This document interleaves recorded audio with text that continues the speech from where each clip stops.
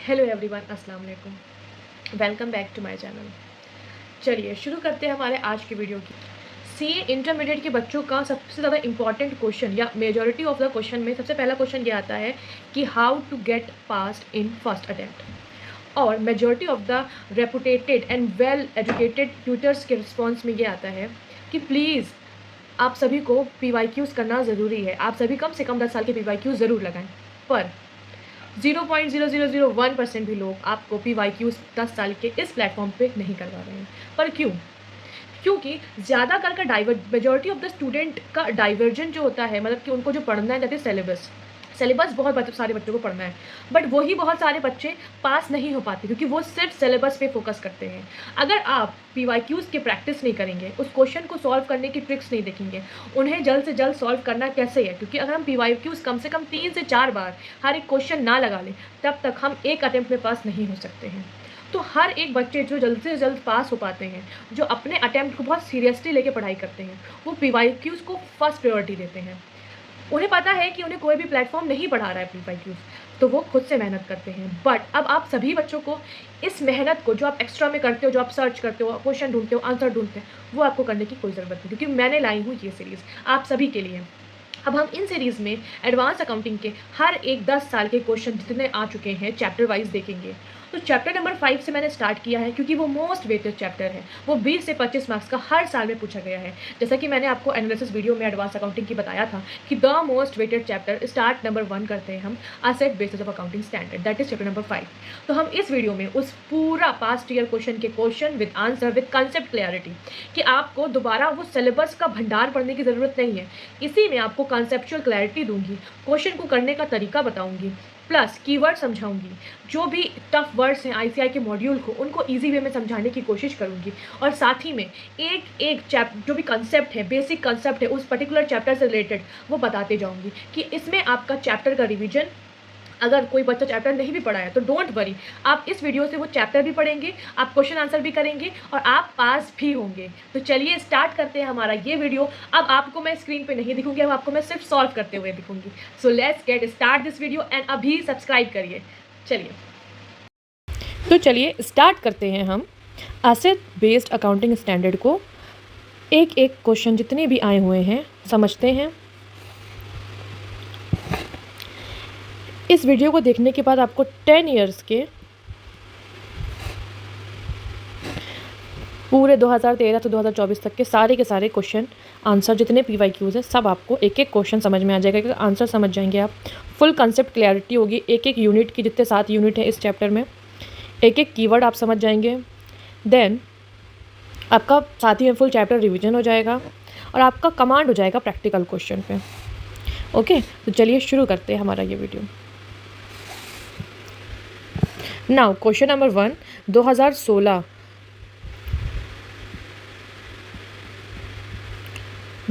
में question number 7 का ई में पूछा गया था। जो थियोरिटिकल का क्वेश्चन, जितने थ्योरी क्वेश्चन सबसे पहले मैं ले रही हूँ, तो थ्योरी क्वेश्चन में जितने भी क्वेश्चन आए हुए हैं आज तक के, वो स्टार्ट है 2016 से, मतलब 3-4 ही क्वेश्चन है थ्योरी के, ज़्यादातर प्रैक्टिकल क्वेश्चन है, तो उन्हें देख लेते हैं।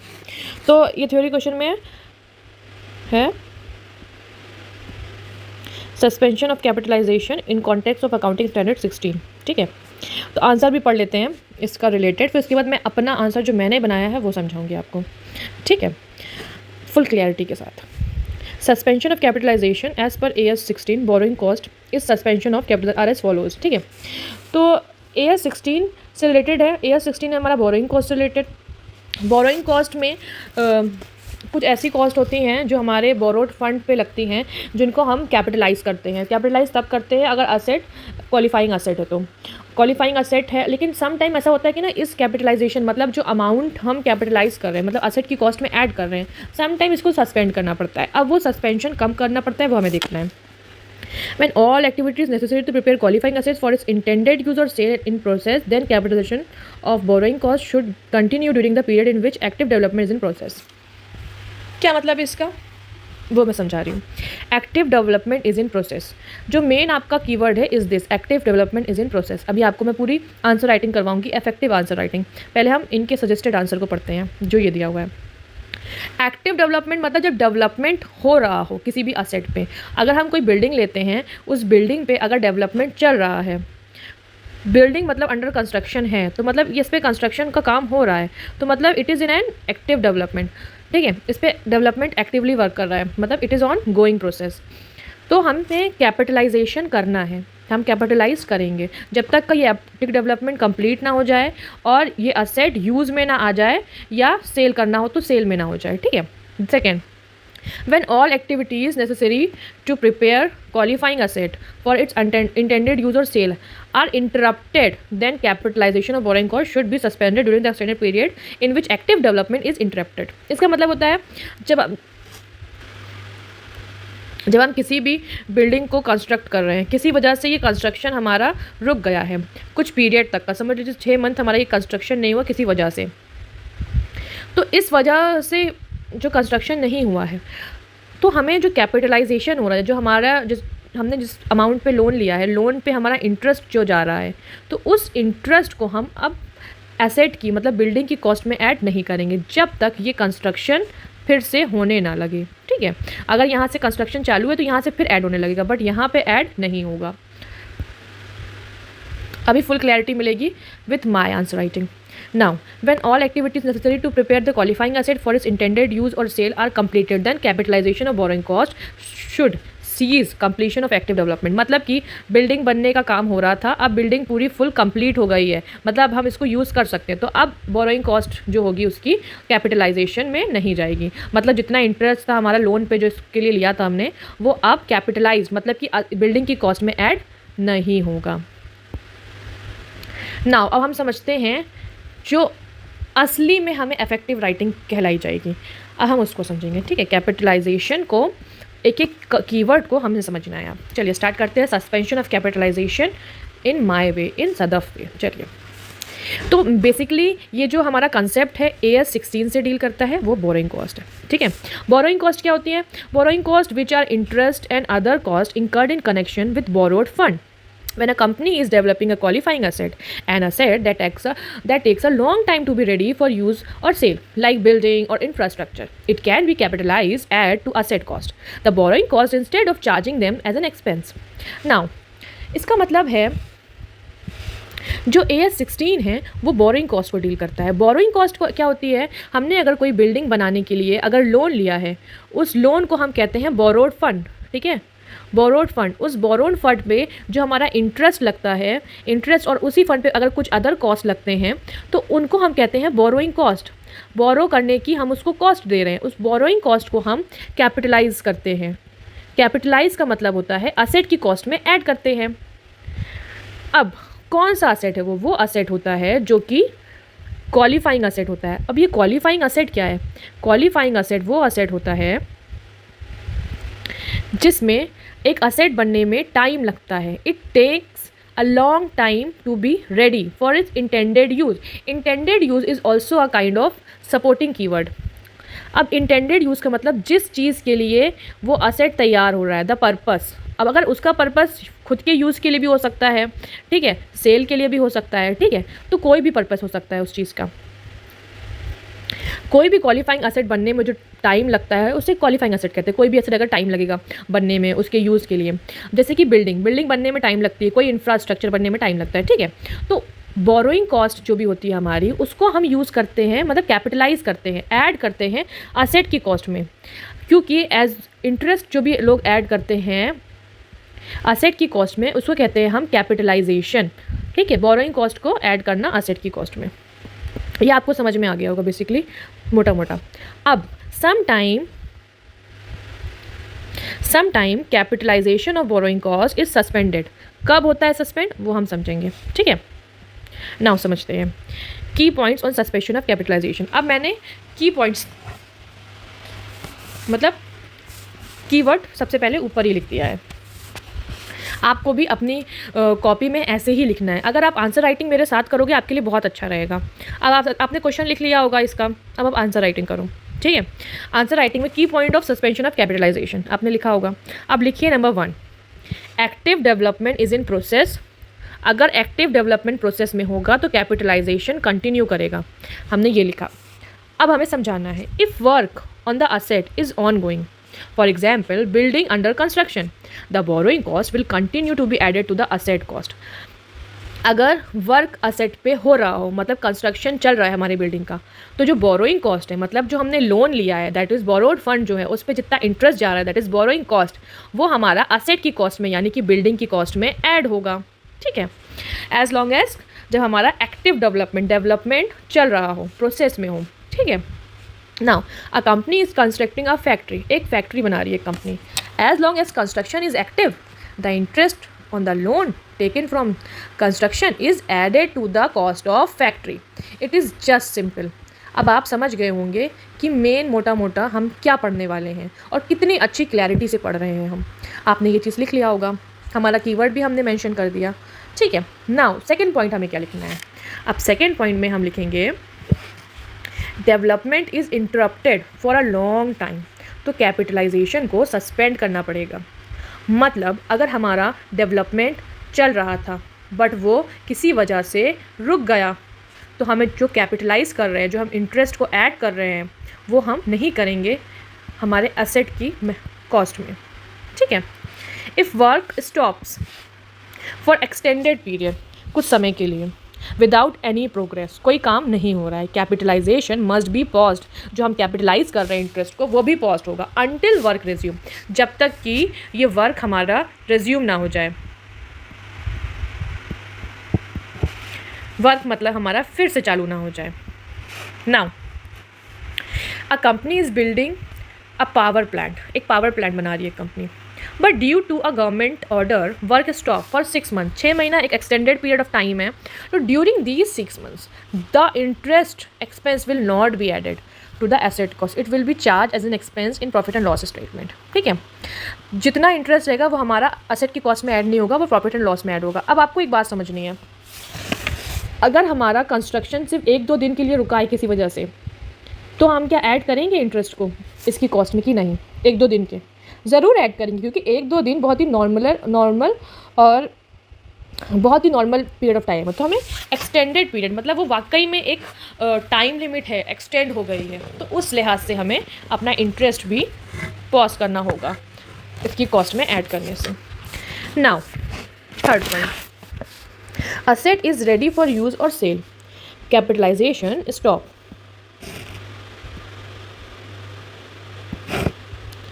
असेट हमारा रेडी है यूज़ के लिए और सेल के लिए, तो कैपिटलाइजेशन को स्टॉप करना है। जो भी हमारी बिल्डिंग थी वो पूरी फुल तैयार है, तो जो भी हम इंटरेस्ट ऐड कर रहे थे अब वो ऐड नहीं होगा, अब वो प्रॉफिट एंड लॉस में जाएगा। ठीक है, once the asset is fully constructed and ready, borrowing cost should no longer be added, okay, to the asset cost. Example, if a hospital is completed and start operating, the company cannot add any further interest cost to the asset cost, it will now be recorded as an expense। अब वो खर्चे की तरह जाएगा, अब वो asset में add नहीं होगा। नाउ अब हम इसकी थोड़ी सी समरी समझेंगे जितना हमने पढ़ा। पहला पॉइंट था हमारा एक्टिव कंस्ट्रक्शन चालू है, कैपिटलाइजेशन कंटिन्यू रखेंगे, मतलब कि असेट की कॉस्ट में हम इंटरेस्ट ऐड रखेंगे। नाउ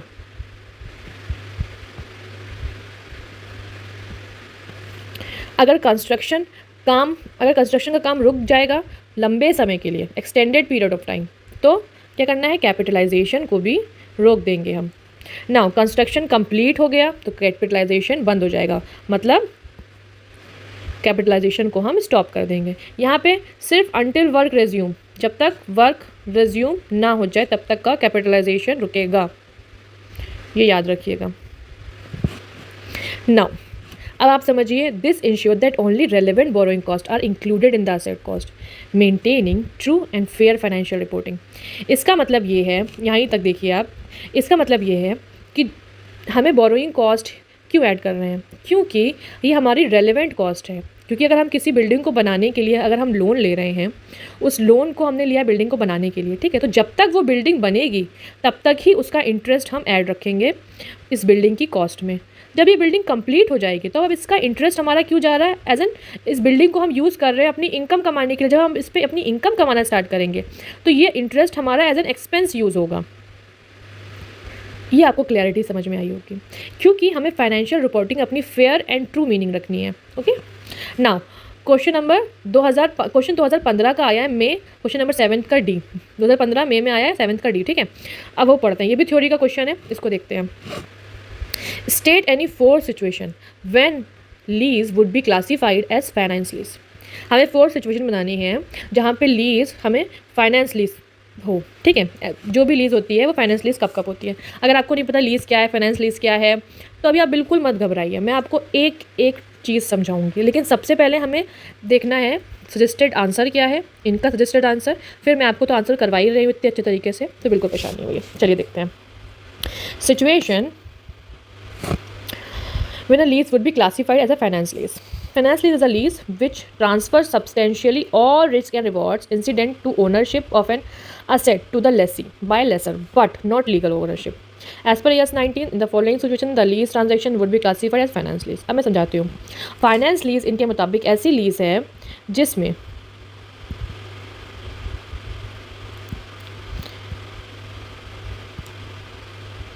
जो लेसर है, लेसर, चलिए आपको मैं पहले समझाती हूँ व्हाट इज़ लीज। सबसे पहले आप देखिए कि लीज क्या है। लीज वो होती है अगर हमने कोई असेट लोन पे लिया हो तो, ठीक है। तो ये असेट मैंने लीज करवाया है। अब वो फाइनेंस लीज पे भी ले सकते हैं हम और ऑपरेटिंग लीज पे भी ले सकते हैं। बट फाइनेंस लीज के अलग तरीके, ऑपरेटिंग लीज के अलग तरीके हैं, ठीक है।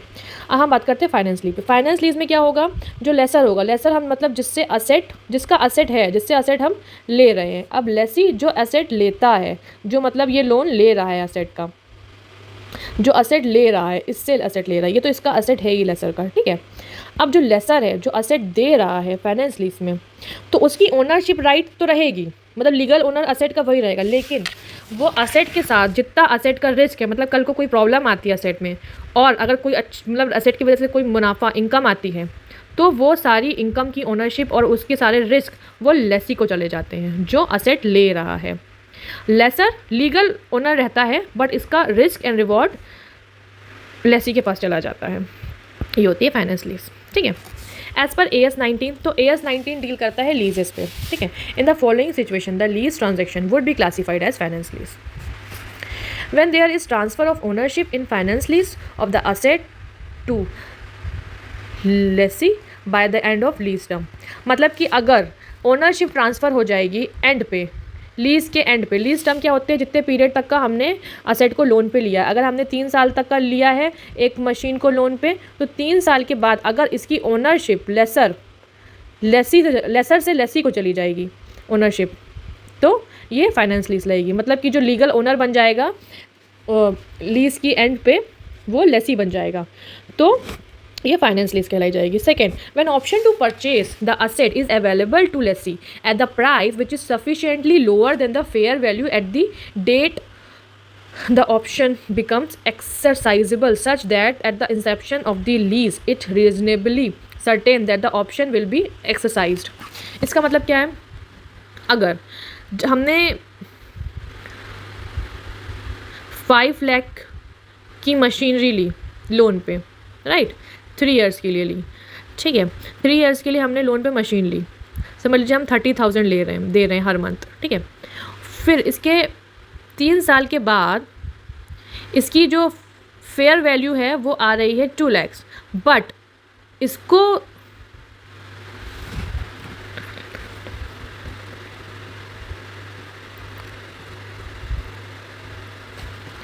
लेसी इसको खरीद सकता है 50,000 में, लोअर प्राइस में। ये ऑप्शन दिया जा रहा है इसको, तो इसमें क्या होता है कि ये फाइनेंस लीज है। When option to purchase the asset is available to the lessee at the price which is sufficiently lower than the fair value at the date of the option become exercisable such that at the inception of the lessee it is reasonably certain that the option will be exercised. Now point number 3, when lease terms is for major part of the economic life of the asset even if title is not transferred। मतलब अगर machinery, मतलब जो asset हम ले रहे हैं उसकी useful life अगर उसकी यूज़फुल लाइफ का मेजर पार्ट लीज टर्म है, लीज टर्म में है। लीज टर्म मतलब जितने साल का, समझ लो 10 साल अगर लीज टर्म है और 12 साल इसकी यूज़फुल लाइफ है, मतलब सिर्फ 2 ही कम है, तो तब भी ये फाइनेंस लीज कहलाई जाएगी। Okay,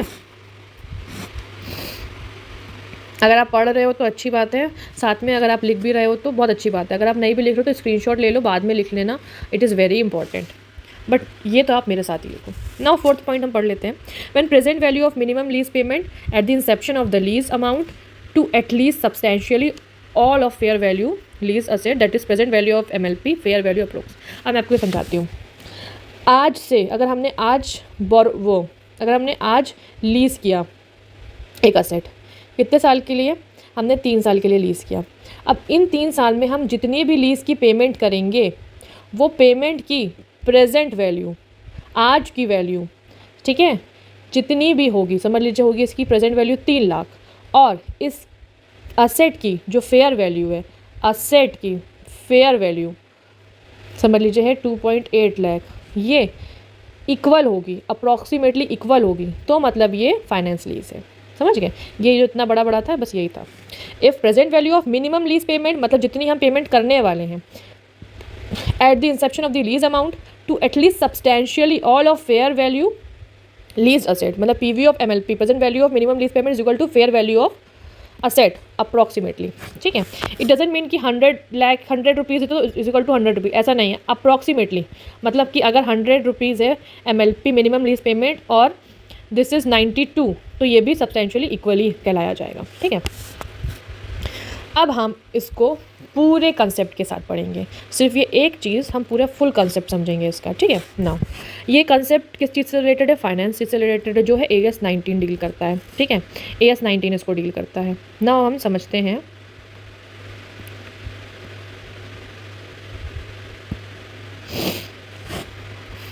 finance lease is a type of lease where all risk and rewards of ownership of an asset are transfer to lessee. Lessee कौन है? The one using the asset, but legal ownership remains with lessor. Lessor कौन है? जो asset का owner है। ये आपको समझ में आएगा। ठीक है, दिस इज़ माई नोट्स। अगर मैं आपके साथ लिखते हुए समझाती, आपका बहुत टाइम वेस्ट होता है, इसीलिए मेरा मेन फोकस है आपको एक्सप्लेन करना, क्योंकि सारी वीडियोज़ में मेरा बहुत टाइम वेस्ट होता है कि सर लिख रहे हैं पहले, फिर आपको समझा रहे हैं, बहुत टाइम वेस्ट होता है। इसलिए मैंने पूरा फुल लिख लिया कि अब मैं आपको सिर्फ समझाने पर अपना टाइम दूँगी। समझ में आया होगा आपको? जितने डार्क वर्ड मैंने लिखा, जितने बोल्ड वर्ड है ना, जितने बोल्ड लेटर है, वो सारे कीवर्ड से याद रखिएगा।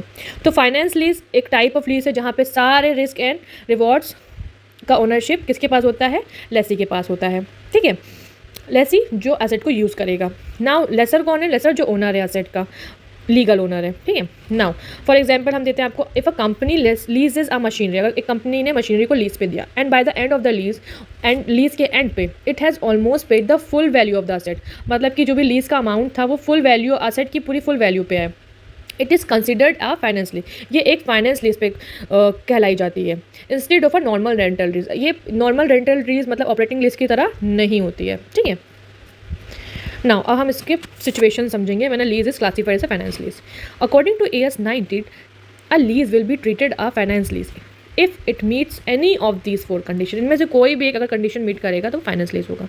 First, ownership transfer at the end of the lease. First point आप अपना लिखिए, एटलीस्ट आप की पॉइंट्स तो लिखिए मेरे साथ ही साथ कि आपके रिविजन में कोई प्रॉब्लम ना आए। ओनरशिप जो ट्रांसफ़र होगी वो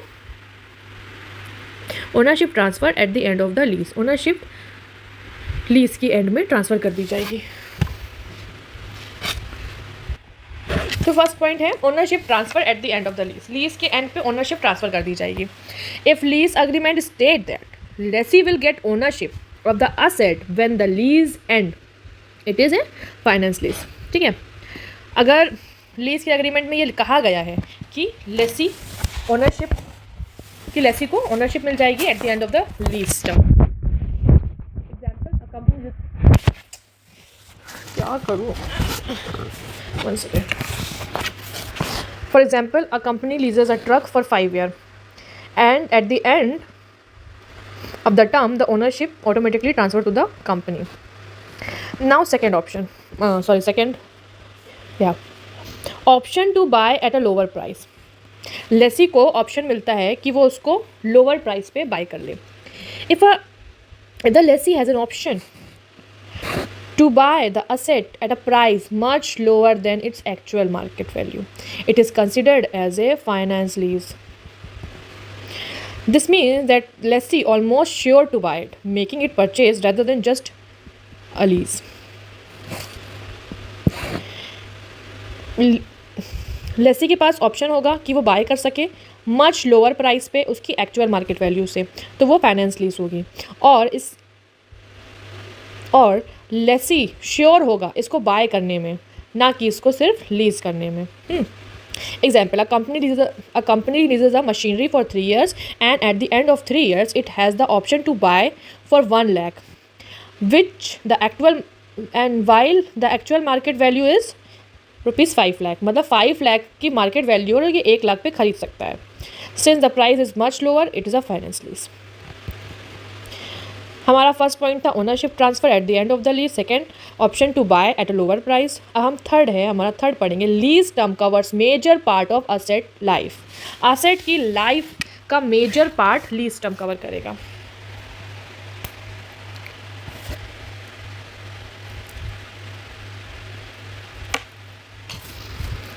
Now, if lease period covers the most of the useful life of the asset, it is classified as a finance lease.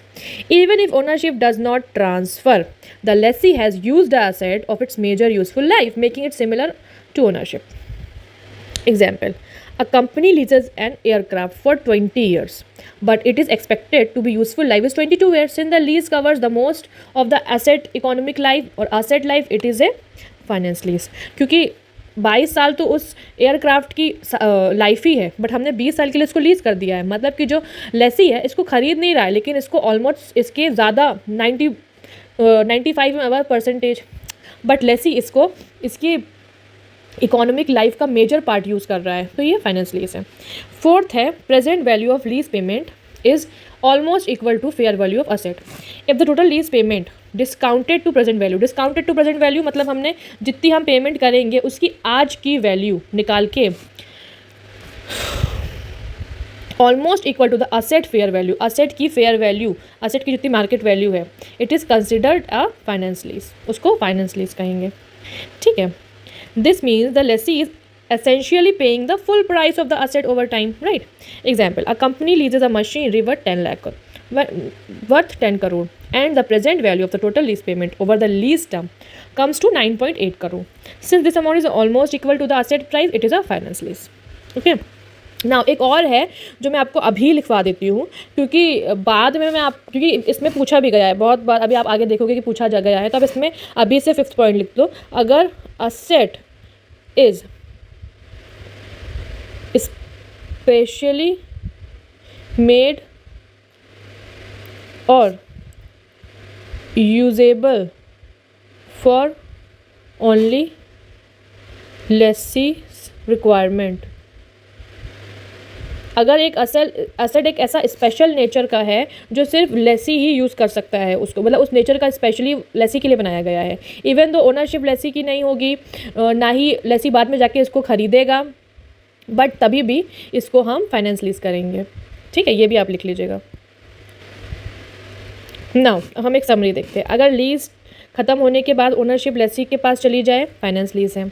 अगर लेसी को असेट की सस्ती प्राइस पे बाय करने का ऑप्शन मिले तो फाइनेंस लीज है। अगर लीज पीरियड असेट की ज़्यादा लाइफ कवर करता है तो भी फाइनेंस लीज है। अगर लीज का टोटल पेमेंट्स की प्रेजेंट वैल्यू असेट की फेयर वैल्यू के बराबर हो तो फाइनेंस लीज है। और अगर असेट एक स्पेशल नेचर का हो जो सिर्फ लेसी के यूज़ में के लिए बनाया गया हो तो भी वो फाइनेंस लीज ही है। This classification ensures that companies record asset properly in the books and follow correct accounting treatment as per AS 19।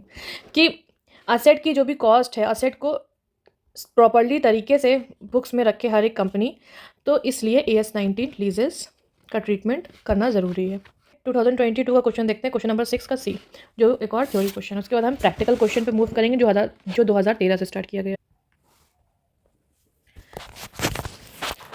What are the disclosures requirement for operating leases by the lessee as per AS 19? 5 marks का पूछा गया था, answer पढ़ते हैं। The following disclosures are made by lessees for operating lease. अभी आप ये समझ लीजिए इसकी पूरे चैप्टर की concept clarity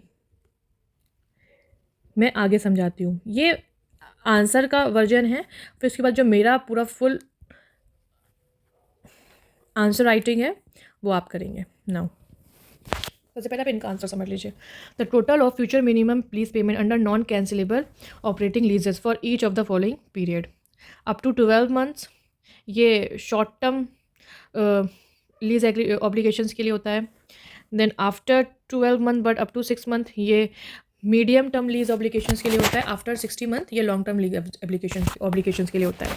now total of the future minimum sub lease payment expected to receive under non cancellable sub leases at balance sheet date, lease payments recognized in a statement profit and loss for a period with separate amount for minimum lease payments and contingent rent। इसका मतलब क्या है, जो total future minimum sub lease payments हैं, मतलब सब lease payment क्या हुआ, जो हमने अगर कोई एक मशीनरी को हमने लीज पे लिया और हमने किसी और को लीज कर दिया, इसको कहेंगे सब लीज। मैं अगर दे रहा हूँ 3000 रुपीज़ पर मंथ और मैं इससे ले रहा हूँ 5000 रुपीज़ पर मंथ, तो इसका क्या मतलब हुआ कि हमने इसको सब लीज कर दिया और इसकी जितनी भी इनकम आ रही है एक्सपेक्टेड जितनी भी है, तो हम इसको मेंशन करेंगे बैलेंस शीट डेट में।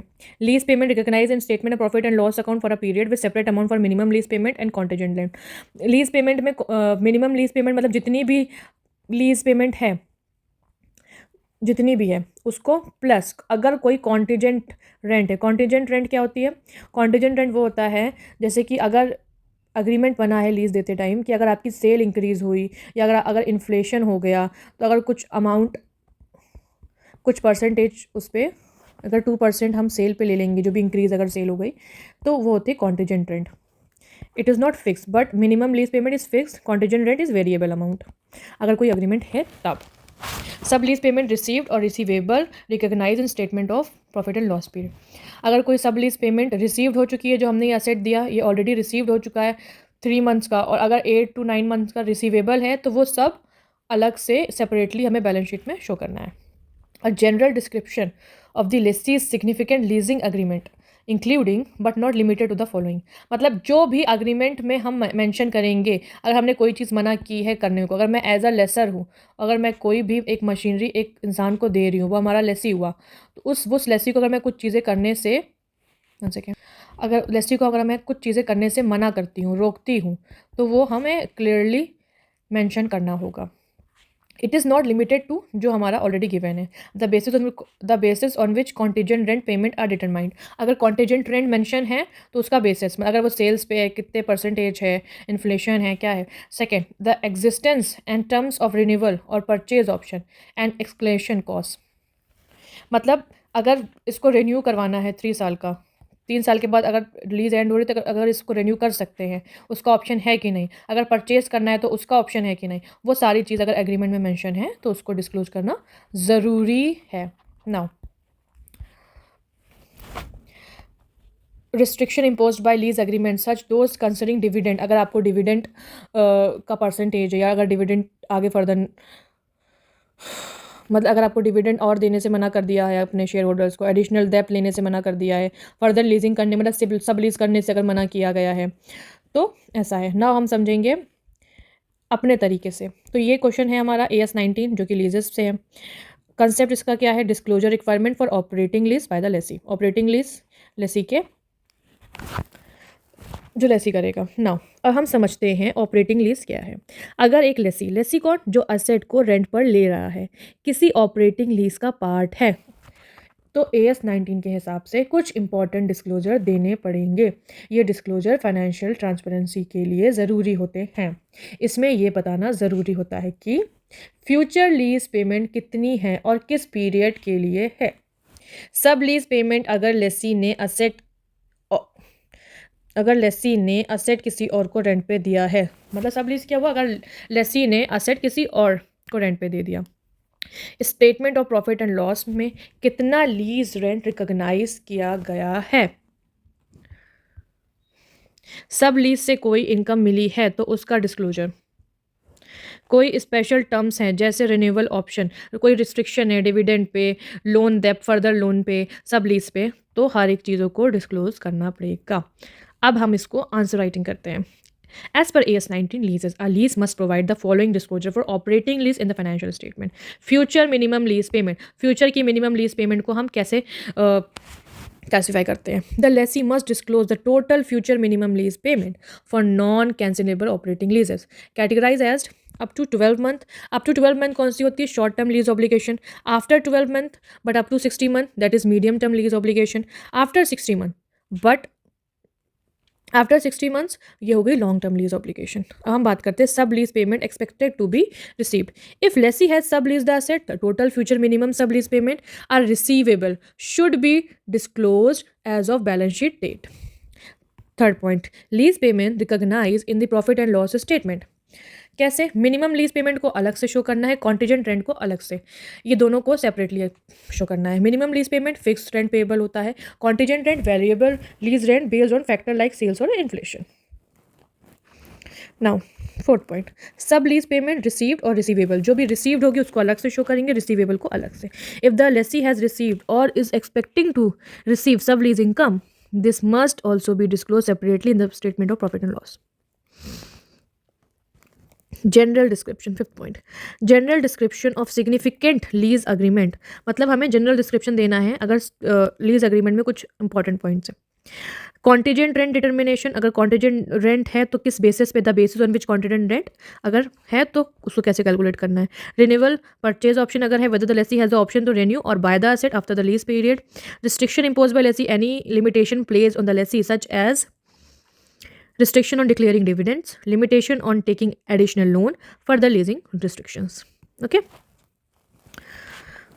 Final, लेसी को फाइनेंशियल ट्रांसपेरेंसी मेंटेन करने के लिए ES 19 के मुताबिक ऑपरेटिंग लीज डिस्क्लोजर्स देने होते हैं। ये इंश्योर करता है कि इन्वेस्टर्स और स्टेक होल्डर्स को असेट लीजिंग की फाइनेंशियल इम्पैक्ट का क्लियर व्यू मिले।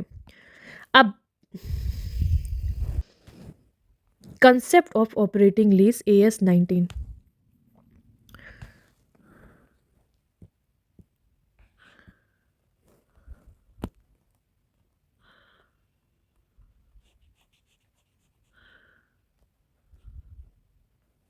नाउ हम ऑपरेटिंग लीज के बारे में समझते हैं। ऑपरेटिंग लीज क्या है?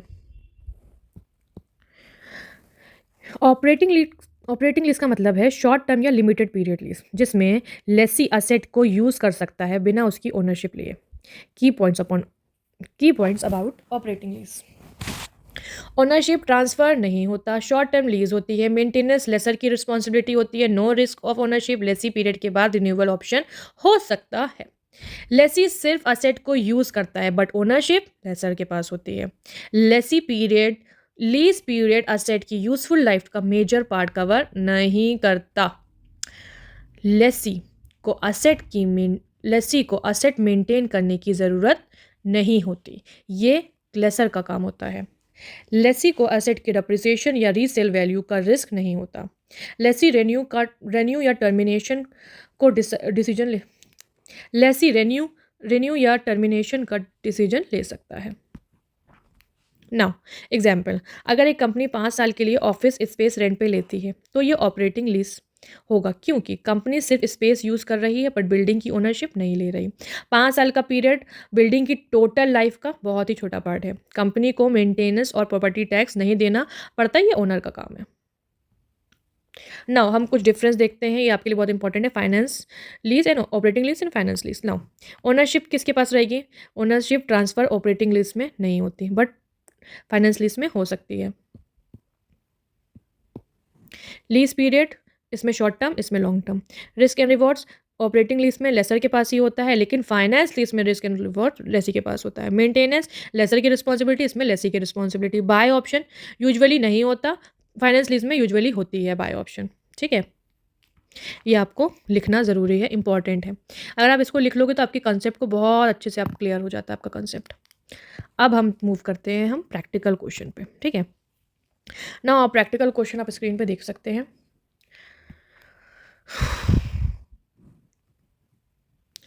2013 नवंबर क्वेश्चन नंबर 1 के सी में आया था ये। ठीक है, आमना limited contracted with a supplier to purchase a specific machinery to be installed in Department A in 2 months' time. Special foundation were required for the plant, which were to be prepared within the supply lead time. The cost of site preparation and laying foundation were 47,290. These activities were supervised by technician during entire period, who is employed for the purpose of 15,000 per month. The technician services were given to Department A by Department B, which billed the services at 16,500 per month after adding 10% profit margin. The machine was purchased at 52,78,000. GST were charged 18%. On the invoice, 18,590. Transportation charges were incurred to bring the machinery to the factory. An arti- an architect was engaged at a fee of rupees 10,000 to supervise machinery installation at the factory premises. Also, payment under invoice was due in 3 months. However, the company made the payment in second month. The company operates on bank overdraft at 11%. Ascertain the amount at which the asset should be capitalized under AS 10. 5 marks का आया था. अब हम answer writing करेंगे इसकी. Answer writing मेरे हिसाब से जो होगी वो करेंगे. नाउ बेसिक इन्फॉर्मेशन जो जो हमारी है हम वो देखते हैं. सोर्स है हमारा इस क्वेश्चन का AS10 property plant and equipment PPE का. कंसेप्ट है this question test capitalisation of asset cost under AS10 revised. Now, application, it requires identify which cost should be included in the cost of machine and which should be excluded. ICI के keywords क्या है? Capitalization, purchase price, directly attributable cost, site preparation, professional fees, internally booked profits, interest, exclusive. अभी ये सब चीज़ें हम इसमें पर समझेंगे. अब आप समझिए इस क्वेश्चन की समरी को. जब भी कोई असेट मशीनरी बिल्डिंग एक्सेट्रा खरीदी जाती है तो उसका कॉस्ट कैपिटलाइज करना होता है AS10 के अकॉर्डिंग. मतलब सिर्फ वही कॉस्ट ऐड होंगे जो डायरेक्टली असेट को यूजेबल कंडीशन में आने तक लगता है. परचेज प्राइस तो इंक्लूड होगा ही, इंस्टॉलेशन या फाउंडेशन का कॉस्ट भी ऐड होगा, टेक्नीशियन की सैलरी भी, लेकिन सिर्फ एक्चुअल कॉस्ट जो कंपनी ने दिया है, किसी अदर कंपनी के किसी अदर डिपार्टमेंट का प्रॉफिट मार्जिन ये हमारी मशीन की कॉस्ट में ऐड नहीं करेंगे क्योंकि ये डायरेक्टली एट्रीब्यूटेबल नहीं है. ट्रांसपोर्टेशन भी इंक्लूड होगा क्योंकि मशीन फैक्ट्री तक आने के लिए ज़रूरी है. प्रोफेशनल फीस जो इंस्टॉलेशन के लिए दिया गया है वो भी काउंट होगा. जो इंटरेस्ट पेमेंट जल्दी होने से सेव हुआ वो इंक्लूड नहीं होगा क्योंकि वो मशीनरी का पार्ट नहीं है, वो तो हमने पेमेंट जल्दी दिया ना. GST को इंक्लूड नहीं करेंगे अगर input tax credit ITC claim कर सकते हैं तो. अब हम समझाते हैं. Calculation of cost of machinery as पर PPE. अब हम लिखेंगे परचेज प्राइस. परचेज प्राइस कितनी है? 52,78,000 जो कि डायरेक्टली एट्रीब्यूटेबल है कॉस्ट है. ठीक है. अब साइट प्रिपरेशन कॉस्ट कितनी है? 47,290. ये भी नेसेसरी है फॉर इंस्टॉलेशन. ठीक है. हम अगर मशीन को कहीं इंस्टॉल कर रहे हैं तो उसकी साइट को प्रिपेयर तो करना पड़ेगा ना. नाउ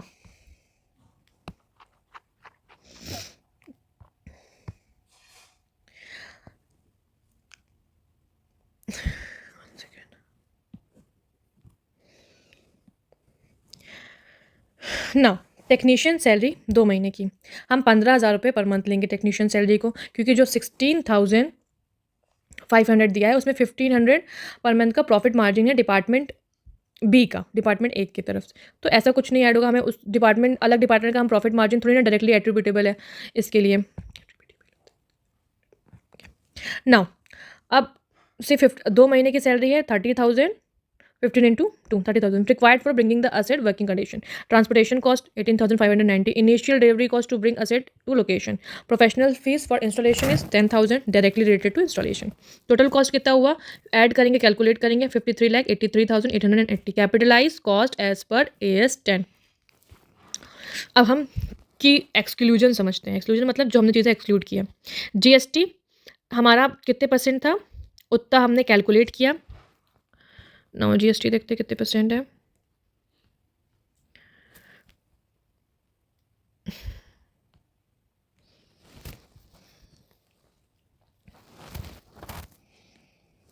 GST 18% था इनवॉइस पे, तो हमने GST को 18% हमने कैलकुलेट किया. GST का ₹9,50,040 एक्सक्लूड करेंगे क्योंकि GST can be claimed as input tax credit. Internally book profit मतलब कि ऑलरेडी डिपार्टमेंट बी ने जो प्रॉफिट किया था 10% ऑफ 15,000 टेक्नीशियन की सैलरी की कॉस्ट पे काउंट करेंगे। प्रॉफिट मार्जिन 1500 पर मंथ है, हटा देंगे। Interest on bank overdraft 11%। AS 10 के हिसाब से इंटरेस्ट इंक्लूड नहीं होता है unless is a borrowing cost under AS 16। Final take away, AS 10 के मुताबिक असेट की कॉस्ट वही होगा जो असेट की यूजेबल कंडीशन में लाने के लिए डायरेक्टली एट्रीब्यूटेबल है। एक्स्ट्रा कॉस्ट जैसे जीएसटी और आईटीसी अवेलेबल है तो प्रॉफिट मार्कअप और इंटरेस्ट चार्ज नहीं इंक्लूड करेंगे क्योंकि इनवॉइस ऑलरेडी था, इनवॉइस भी दिया गया था मशीनरी, तो हमने उसको एग्जैक्टली लिखा है। मशीनरी की टोटल कॉस्ट इतना होगा जो फाइनेंशियल स्टेटमेंट में कैपिटलाइज होगा। समझ में आया आपको? नाउ अब हम देखते हैं प्रैक्टिकल क्वेश्चन नवंबर 2013 का, क्वेश्चन नंबर 7 का ए। Answer the following, classify the following into either operating और फाइनेंस लीज। आपने ऑपरेटिंग और फाइनेंस लीज का दोनों का डिफरेंस समझ लिया है, अब आप आराम से आंसर दे सकते हैं।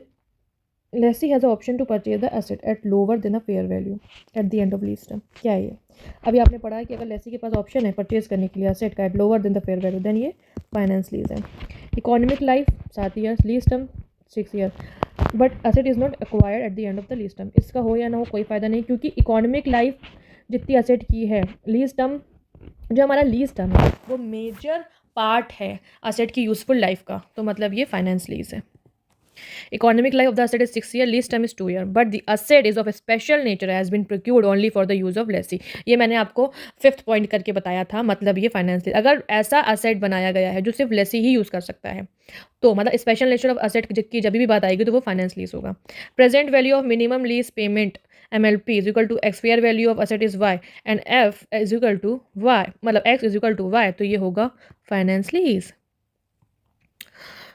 अब आंसर में finance lease if it's become certain at the inception of the lease itself that is option will be exercised, it will be classified as finance lease since a substantial portion of life of asset is covered by lease term. Since the asset is procured only for the use of Lesi, it's a finance lease. अब मैं आपको अच्छे से समझाती हूँ। ये concept है हमारा AS 19 का, जो कि हमें टेस्ट करता है फाइनेंस लीज और ऑपरेटिंग लीज के डिफरेंस को। Application, a lease is classified based on the factor life ownership transfer, lease term and economic substance. Now हम इसके कीवर्ड समझते हैं। Finance lease, operating lease, substantial risk and rewards, lease term, fair value, minimum lease payment. बार बार ये word बोलते रहिए कि आपको याद होता रहे। अब इसकी समरी में समझाती हूँ। लीज 2 तरह की होती हैं, finance lease, operating lease. Finance lease जब लेसी को असेट की ओनरशिप मिलती है या substantial risk and reward transfer हो जाता है। ऑपरेटिंग लीज जब असेट की ओनरशिप लेसर के पास ही रहती है और सिर्फ शॉर्ट टर्म का यूज़ के लिए दी जाती है असेट को, ऑपरेटिंग लीज। अब हर सिचुएशन को एनालाइज करते हैं। Classification of given lease scenario as per AS 19. Lessee has the option to purchase the asset at lower than fair value at the end of lease term. तो ये finance lease है। Ownership transfer का strong possibility है क्योंकि asset fair value से कम price मिल रहा है। Economic life 7 year, lease term 6 year, asset is not acquired at the end of lessee, finance lease. Lease term asset की इकोनॉमिक लाइफ का मेजर पोर्शन कवर कर रहा है, तो substantial risk and reward transfer हो रहा है। Economic life 6 year, lease term 2 year, asset is special nature only for lessees use, finance lease है क्योंकि एसेट कस्टम मेड है और सिर्फ एक लेसी के लिए प्रोक्योर्ड है, तो ओनरशिप ट्रांसफर चाहे ना हो फिर भी ये फाइनेंस लीज माना जाएगा। Present value PV is equal to F, fair value of asset is Y, finance lease है if S equal to Y। अगर लीज पेमेंट की प्रेजेंट वैल्यू एसेट की फेयर वैल्यू के बराबर या उसके करीब है तो लेसी के सब्सटेंशियल कंट्रोल एसेट पर है, इसलिए ये फाइनेंस लीज होगा। ठीक है, फाइनेंस लीज होता है जब असेट की ओनरशिप ट्रांसफर हो या substantial risk and reward lessee के पास हो जाए। ऑपरेटिंग लीज सिर्फ शॉर्ट टर्म यूसेज के लिए है जिसमें ओनरशिप और major financial risk and rewards lessor के पास होते हैं। ये क्लासिफिकेशन इंपॉर्टेंट है फाइनेंशियल रिपोर्टिंग और टैक्स ट्रीटमेंट के लिए। Now move to the next question. November 2013 का क्वेश्चन नंबर 7 का भी देखते हैं। अभी हम 2013 के ही क्वेश्चन सॉल्व कर रहे हैं। ठीक है, नाउ ये क्वेश्चन देखते हैं। Plymouth Limited is engaged in research on a new process designed for its product. It had incurred 10 lakh on research during first 5 months of the financial year 2012-13. The development of the process began on 1st September 2012 and up to 31st March 2013 a sum of 8 lakhs was incurred as development phase expenditure which meet asset recognition criteria. From 1st April 2013 the company has implemented the new process design and it's likely that is will result after tax saving 2 lakhs per annum for next 5 years. The cost of capital 10%. The present value of annuity factor 1 of 5 year is 10% is 3.7908. Decide the treatment of research and development cost of the project as per AS 26. अब हम AS 26 के बारे में बात करेंगे. चलिए अब समझिए AS 26 क्या है. इंटेंजिबल असेट के बारे में बात करता है ना.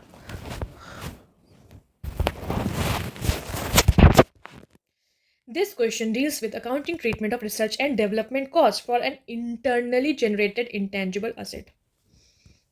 Research cost क्या होती है? Research costs are expense as incurred. Development cost can be capitalized if the meet asset recognition criteria. Asset recognition criteria. Now अब समझते हैं अच्छे से. प्लेमाउथ लिमिटेड एक नए प्रोसेस डिज़ाइन किए रिसर्च एंड डेवलपमेंट में पैसा लगा रहा है. अब देखते हैं इसकी अकाउंटिंग ट्रीटमेंट AS 26 के according.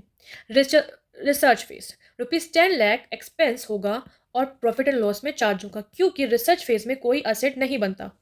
Development phase 8 lakh asset के रूप में कैपिटलाइज होगा पर फ्यूचर कैश फ्लो के प्रेजेंट वैल्यू से कंपेयर करेंगे. Present value of future cash flow 7.582 lakhs है तो लोअर वैल्यू को इंटेंजिबल असेट माना जाएगा. अमोर्टाइजेशन असेट को 5 साल में सिस्टमैटिकली अमोर्टाइज करेंगे तो वो 5 साल से डिवाइड होकर 1.5164 लैक्स पर ईयर डेप्रिशिएट होगा मतलब अमोर्टाइज होगा. इंटेंजिबल असेट को अमोर्टाइज करते हैं, टेंजिबल असेट को डेप्रिशिएट करते हैं. अब आप समझिए एक एक चीज़. Full answer. Accounting treatment as पर AS 26 intangible asset. Research and development treatment AS 26 कहता है कि रिसर्च कॉस्ट को एक्सपेंस ट्रीट करना चाहिए क्योंकि रिसर्च को कोई आइडेंटिफिएबल इंटेंजिबल असेट नहीं बनता. आइडेंटिफिएबल इंटेंजिबल असेट नहीं बनता. It is very important. Given question में 10 लाख रिसर्च की कॉस्ट है. फाइनेंशियल ईयर 12-13 के प्रॉफिट लॉस अकाउंट में रिटर्न डाउन होगा. डेवलपमेंट एक्सपेंडिचर ट्रीटमेंट गिवन है कि 8 लाख डेवलपमेंट फेज एक्सपेंडिचर है और एसेट रिकग्निशन क्राइटेरिया फुलफिल करता है तो ये इंटेंजिबल असेट के रूप में कैपिटलाइज होगा. AS 26 कहता है कि इंटरनली जनरेटेड इंटेंजिबल असेट का मेजरमेंट फ्यूचर कैश फ्लो को डिस्काउंट करके होता है तो वो करते हैं. Given estimated saving after tax 2 lakh per annum होगी. कॉस्ट ऑफ कैपिटल कितना है 10%. Present value of factor for 5 years 10% 3.798. Present value of PV of net cash flow 2 into हम देखते हैं कितना हमारा प्रेजेंट वैल्यू बनेगा तो ये है हमारा 2 लाख से हम 2 लाख सेव होगा और कितना है प्रेजेंट वैल्यू का फैक्टर फॉर 5 ईयर्स इज 3.7908 तो हम इससे मल्टीप्लाई करेंगे आएगा 7.582 लैक्स जो प्रेजेंट वैल्यू आएगी. इंटरनली जनरेटेड इंटेंजिबल असेट की cost lower of actual development cost या present value of future net cash flow का होगा. ठीक है. अब 7.582 लेस देन है 8 लाख से तो इन लोअर ऑफ मतलब कि दोनों में से एक्चुअल डेवलपमेंट कॉस्ट कितना आ रहा है 8 लाख आ रहा है. ठीक है. और PV आ रहा है हमारा 7.582 जो भी कम है दोनों में से उस पर होगा तो हमारी कितनी आई कॉस्ट इंटेंजिबल असेट की 7.582 लैक्स पे रिकग्नाइज होगा. अब डिफरेंस कितना बच रहा है इन दोनों में से. इन दोनों का जितना डिफरेंस होगा उसको हम अमोर्टाइज करेंगे फाइनेंशियल ईयर्स 12-13 में. ठीक है. अब अमोर्टाइजेशन ट्रीटमेंट देखते हैं.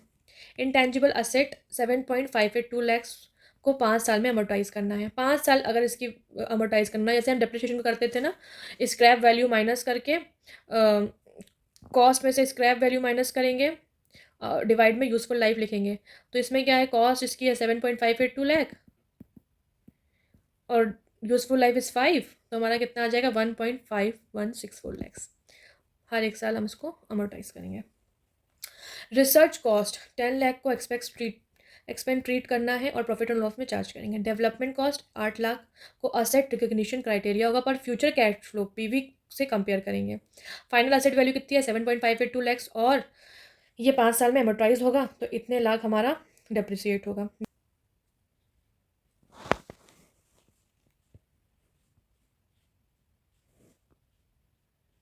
नाउ हम समझते हैं why do we use this topic. Purpose of AS 26 intangible asset. When a company spend money on research and development R&D, it is trying to create something valuable like a new product, new process or technology. But not all R&D costs should be treated as asset. सारे research and development की cost को हम asset में treat नहीं कर सकते क्योंकि कुछ रिसर्च एंड डेवलपमेंट हमारे फेल भी होते हैं So, research costs. These are costs spent on exploring ideas, experimenting, and testing. All this stage, there is no guarantee that anything useful will come out of it. So, we treat as an expense in profit and loss account. Now, development cost. If research is successful and moves to development, where the product process is actually being designed and tested for commercial use, then it may be recognized as an intangible asset, but only if it's meet criteria. मतलब अगर उस but only if it's meet certain conditions, मतलब asset की criteria में meet करेगा कि ये आगे के फ्यूचर बेनिफिट है इसका। अगर ये फ्यूचर बेनिफिट है,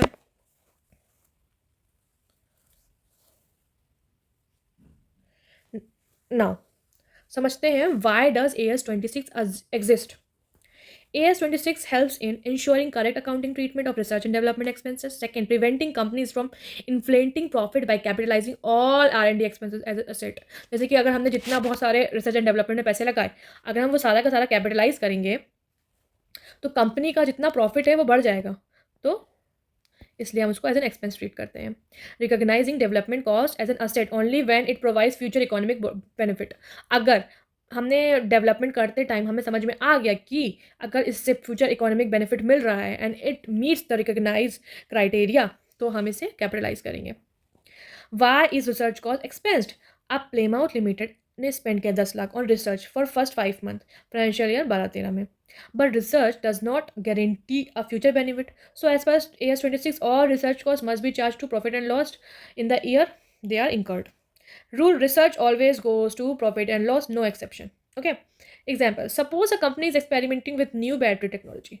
They test different material and conduct studies, but don't know if it's work. This is research, since there is no guarantee that will be expense immediately. Now, why is development cost capitalized? From 1st September 2012, Plymouth Limited moved from research to development and spent 8 lakhs on developing the process. The company confirmed that its process meets asset recognition criteria, meaning it will give future benefits. So instead of expensing it, we recognize it as an intangible asset. Example: if company successfully created a working battery prototype and start refining it for production, then this development cost can be capitalized. And what is asset recognition criteria as per AS26? Up development cost can be categorized only if the product or process is technically feasible. What is the meaning of technically feasible? It can actually be used. Second, the company intended to use और sell it, मतलब company का motive होना चाहिए कि वो उस चीज़ को use कर सके या सेल में ला सके। There is a clear future benefit, that is cost saving और रेवेन्यू इंक्रीजिंग। कॉस्ट सेविंग, अगर कोई हम मशीनरी की टेक्नोलॉजी कुछ नया ला रहे हैं तो वो हमारे कॉस्ट को बचाना चाहिए, प्रोडक्ट का कॉस्ट को सेव करेगा। या अगर हम किसी चीज़ को बना रहे हैं फॉर सेल पर्पस तो वो रेवेन्यू को जनरेट करेगा। तो there should be a clear future benefit. The fourth is the company has resources to complete the development. Company के पास रिसोर्सेज भी होना चाहिए कि वो उस डेवलपमेंट को, मतलब उस जो हमारा डेवलपमेंट चल रहा है उसको हम कंप्लीट कर सकें। नाउ फोर्थ कंडीशन है द प्रोडक्ट और प्रोसेस इज टेक्निकली फिजिबल, मतलब it actually can be use, the company intended to use और सेल इट। मतलब अगर हम कोई रिसर्च कर रहे हैं अभी कि हम किसी अभी इंसान को वीनस पे भेजेंगे या किसी सन पे भेजेंगे, इस पे हमने रिसर्च एंड डेवलपमेंट में पैसा किया, is it technically feasible? No, that's why it should be technically feasible or it can actually be used.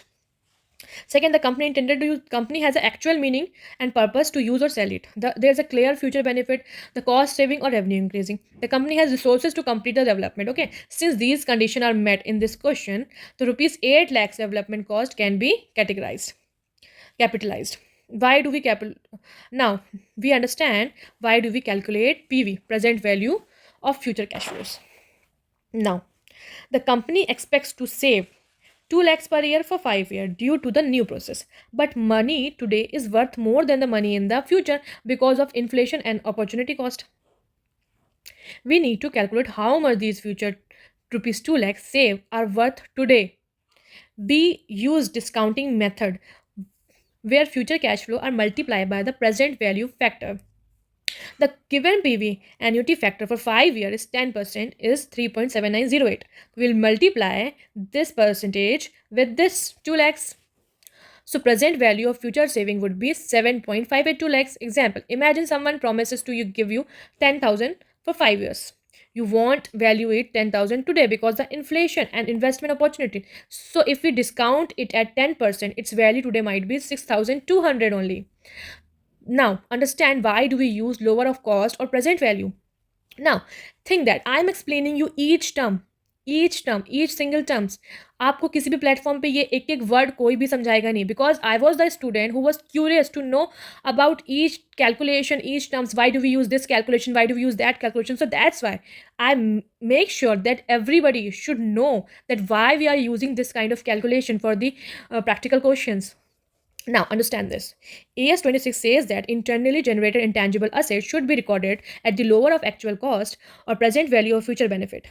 Here, actual development cost is 8 lakhs, present value of future cash flow is 7.582 lakhs. Ab, in dono ka lower of 2 is 7.582. This is minimum than that. Thus, Plymouth Limited will recognize an intangible asset of 7.582 lakhs. The remaining 0.412 lakhs should be written off as an expense in the current year. Okay, why does amortization happens? Since amortization means spreading the cost of an intangible asset over its useful life, it's exactly like a depreciation. Since the intangible asset is worth 7.582 lakhs and will be used for 5 years, we divided the cost equally over 5 years. Annual amortization expense would be 1.5164 lakhs per year. This amount will be charged every year from financial year 13-14 onwards. Example, suppose you buy a software for 1 lakh that will be useful for 5 years. Instead of charging the full amount in 1 year, you spread it over 5 years by charging 20,000 per month as amortization, or you can say depreciation. But depreciation अपन करते हैं in tangible asset. In intangible asset we use amortization word. Now full answer का एक overview ले लेते हैं. Research cost 10 lakhs, expense किया profit and loss में as per AS rule, no capitalization allowed for the research cost. Development cost 8 lakh capitalized if asset recognition criteria met, which has been met. Present value of future savings 7.582 lakhs, asset is recorded at lower value. Now remaining this point will be expensed. Amortization is spread for 5 years, that is 1.5164 lakhs per year. Research is always expense, no exceptions. Development costs can be capitalized only if asset recognition criteria are met. If development cost is capitalized, it is recorded at lower of actual cost or PV of future cash flows. Amortization spreads intangible asset cost over its useful life like depreciation for tangible asset. अब हम दूसरे question पे जाते हैं जो कि 2013 नवंबर में पूछा गया था, क्वेश्चन नंबर 7 के डी में.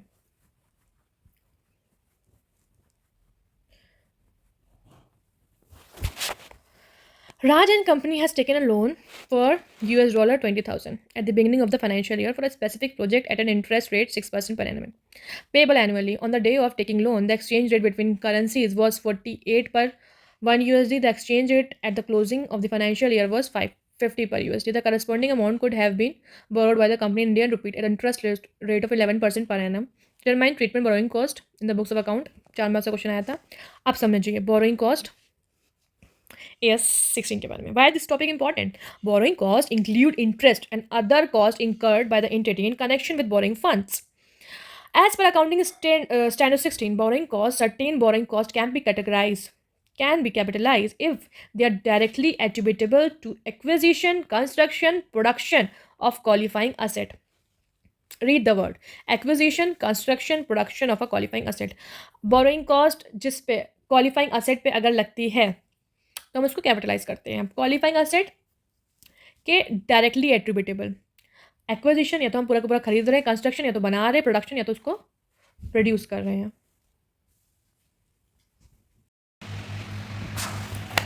Now foreign currency loan introduce an additional element. What?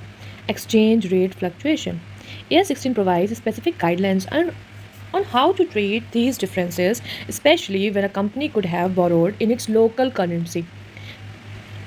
Now, understand this. Raj and company has taken foreign currency loan of $20,000 for a specific project.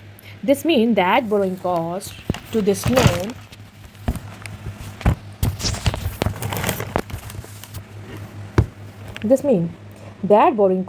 related to this loan must be examined under AS 16. Determine how much interest is payable, what is exchange rate impact, how would the borrowing cost have differed if the loan was INR, how much of the exchange rate difference can be considered as borrowing cost. Now, a step-by-step solution. I'll explain each word, just don't worry. Now, calculate interest expense on a foreign loan. Firstly, we'll calculate on a foreign loan. The company borrowed US dollar 20,000 at 6% per annum. Now, we'll exchange this rate in INR. Now, it was in exchange rate at the end of the year is rupees 50 per USD. Now, we'll change it. Interest for the year 20,000 into 50 changed in Indian rupees. Interest charge किया 6%. ये कितना हो गया हमारा? ये हमारा हो गया 60,000. Now compute the exchange rate impact.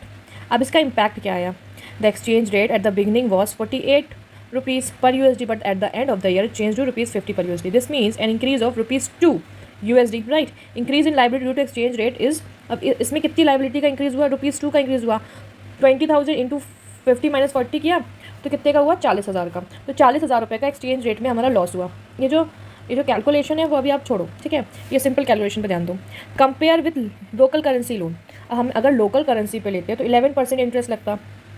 If Raj and company had borrowed the same amount in Indian rupees, the applicable interest rate would be 11%. Now, hypothetically, INR loan amount 20,000 into 48. 48 उस टाइम पे हमारा कितने पे था? Indian rupees में 48 पे था. तो कितने पे ट्रांसफर होता है? 9,60,000, राइट? अब 9,60,000 का हम 11% निकालेंगे तो वो कितना आ जाएगा? 1,05,600.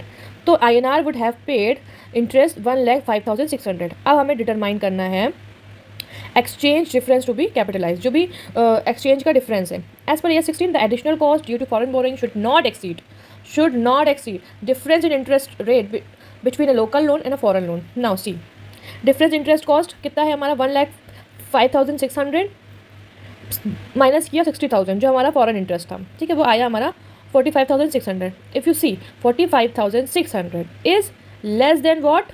40,000 हमारा एक्सचेंज लॉस था, एक्सचेंज लॉस. और ये हमारा डिफरेंस कितना आया? 45,600 जो इंटरेस्ट का डिफरेंस आया है. कौन से इंटरेस्ट का? फॉरेन लोन इंटरेस्ट और इंडियन लोन अगर हम लेते हैं तो कितना डिफरेंस आता है? ये इतना डिफरेंस. तो इस अमाउंट से एक्सचेंज लॉस का अमाउंट कम है, तो इसलिए इंटायर 40,000 हम बोरिंग कॉस्ट में इंक्लूड करेंगे. टोटल बोरिंग कॉस्ट हमारा पहला इंटरेस्ट कितना था? 60,000 प्लस 40,000 वुड बी 1 लाख. तो ये हमारा आएगा 1 लाख. समझ में आया होगा आप सभी को?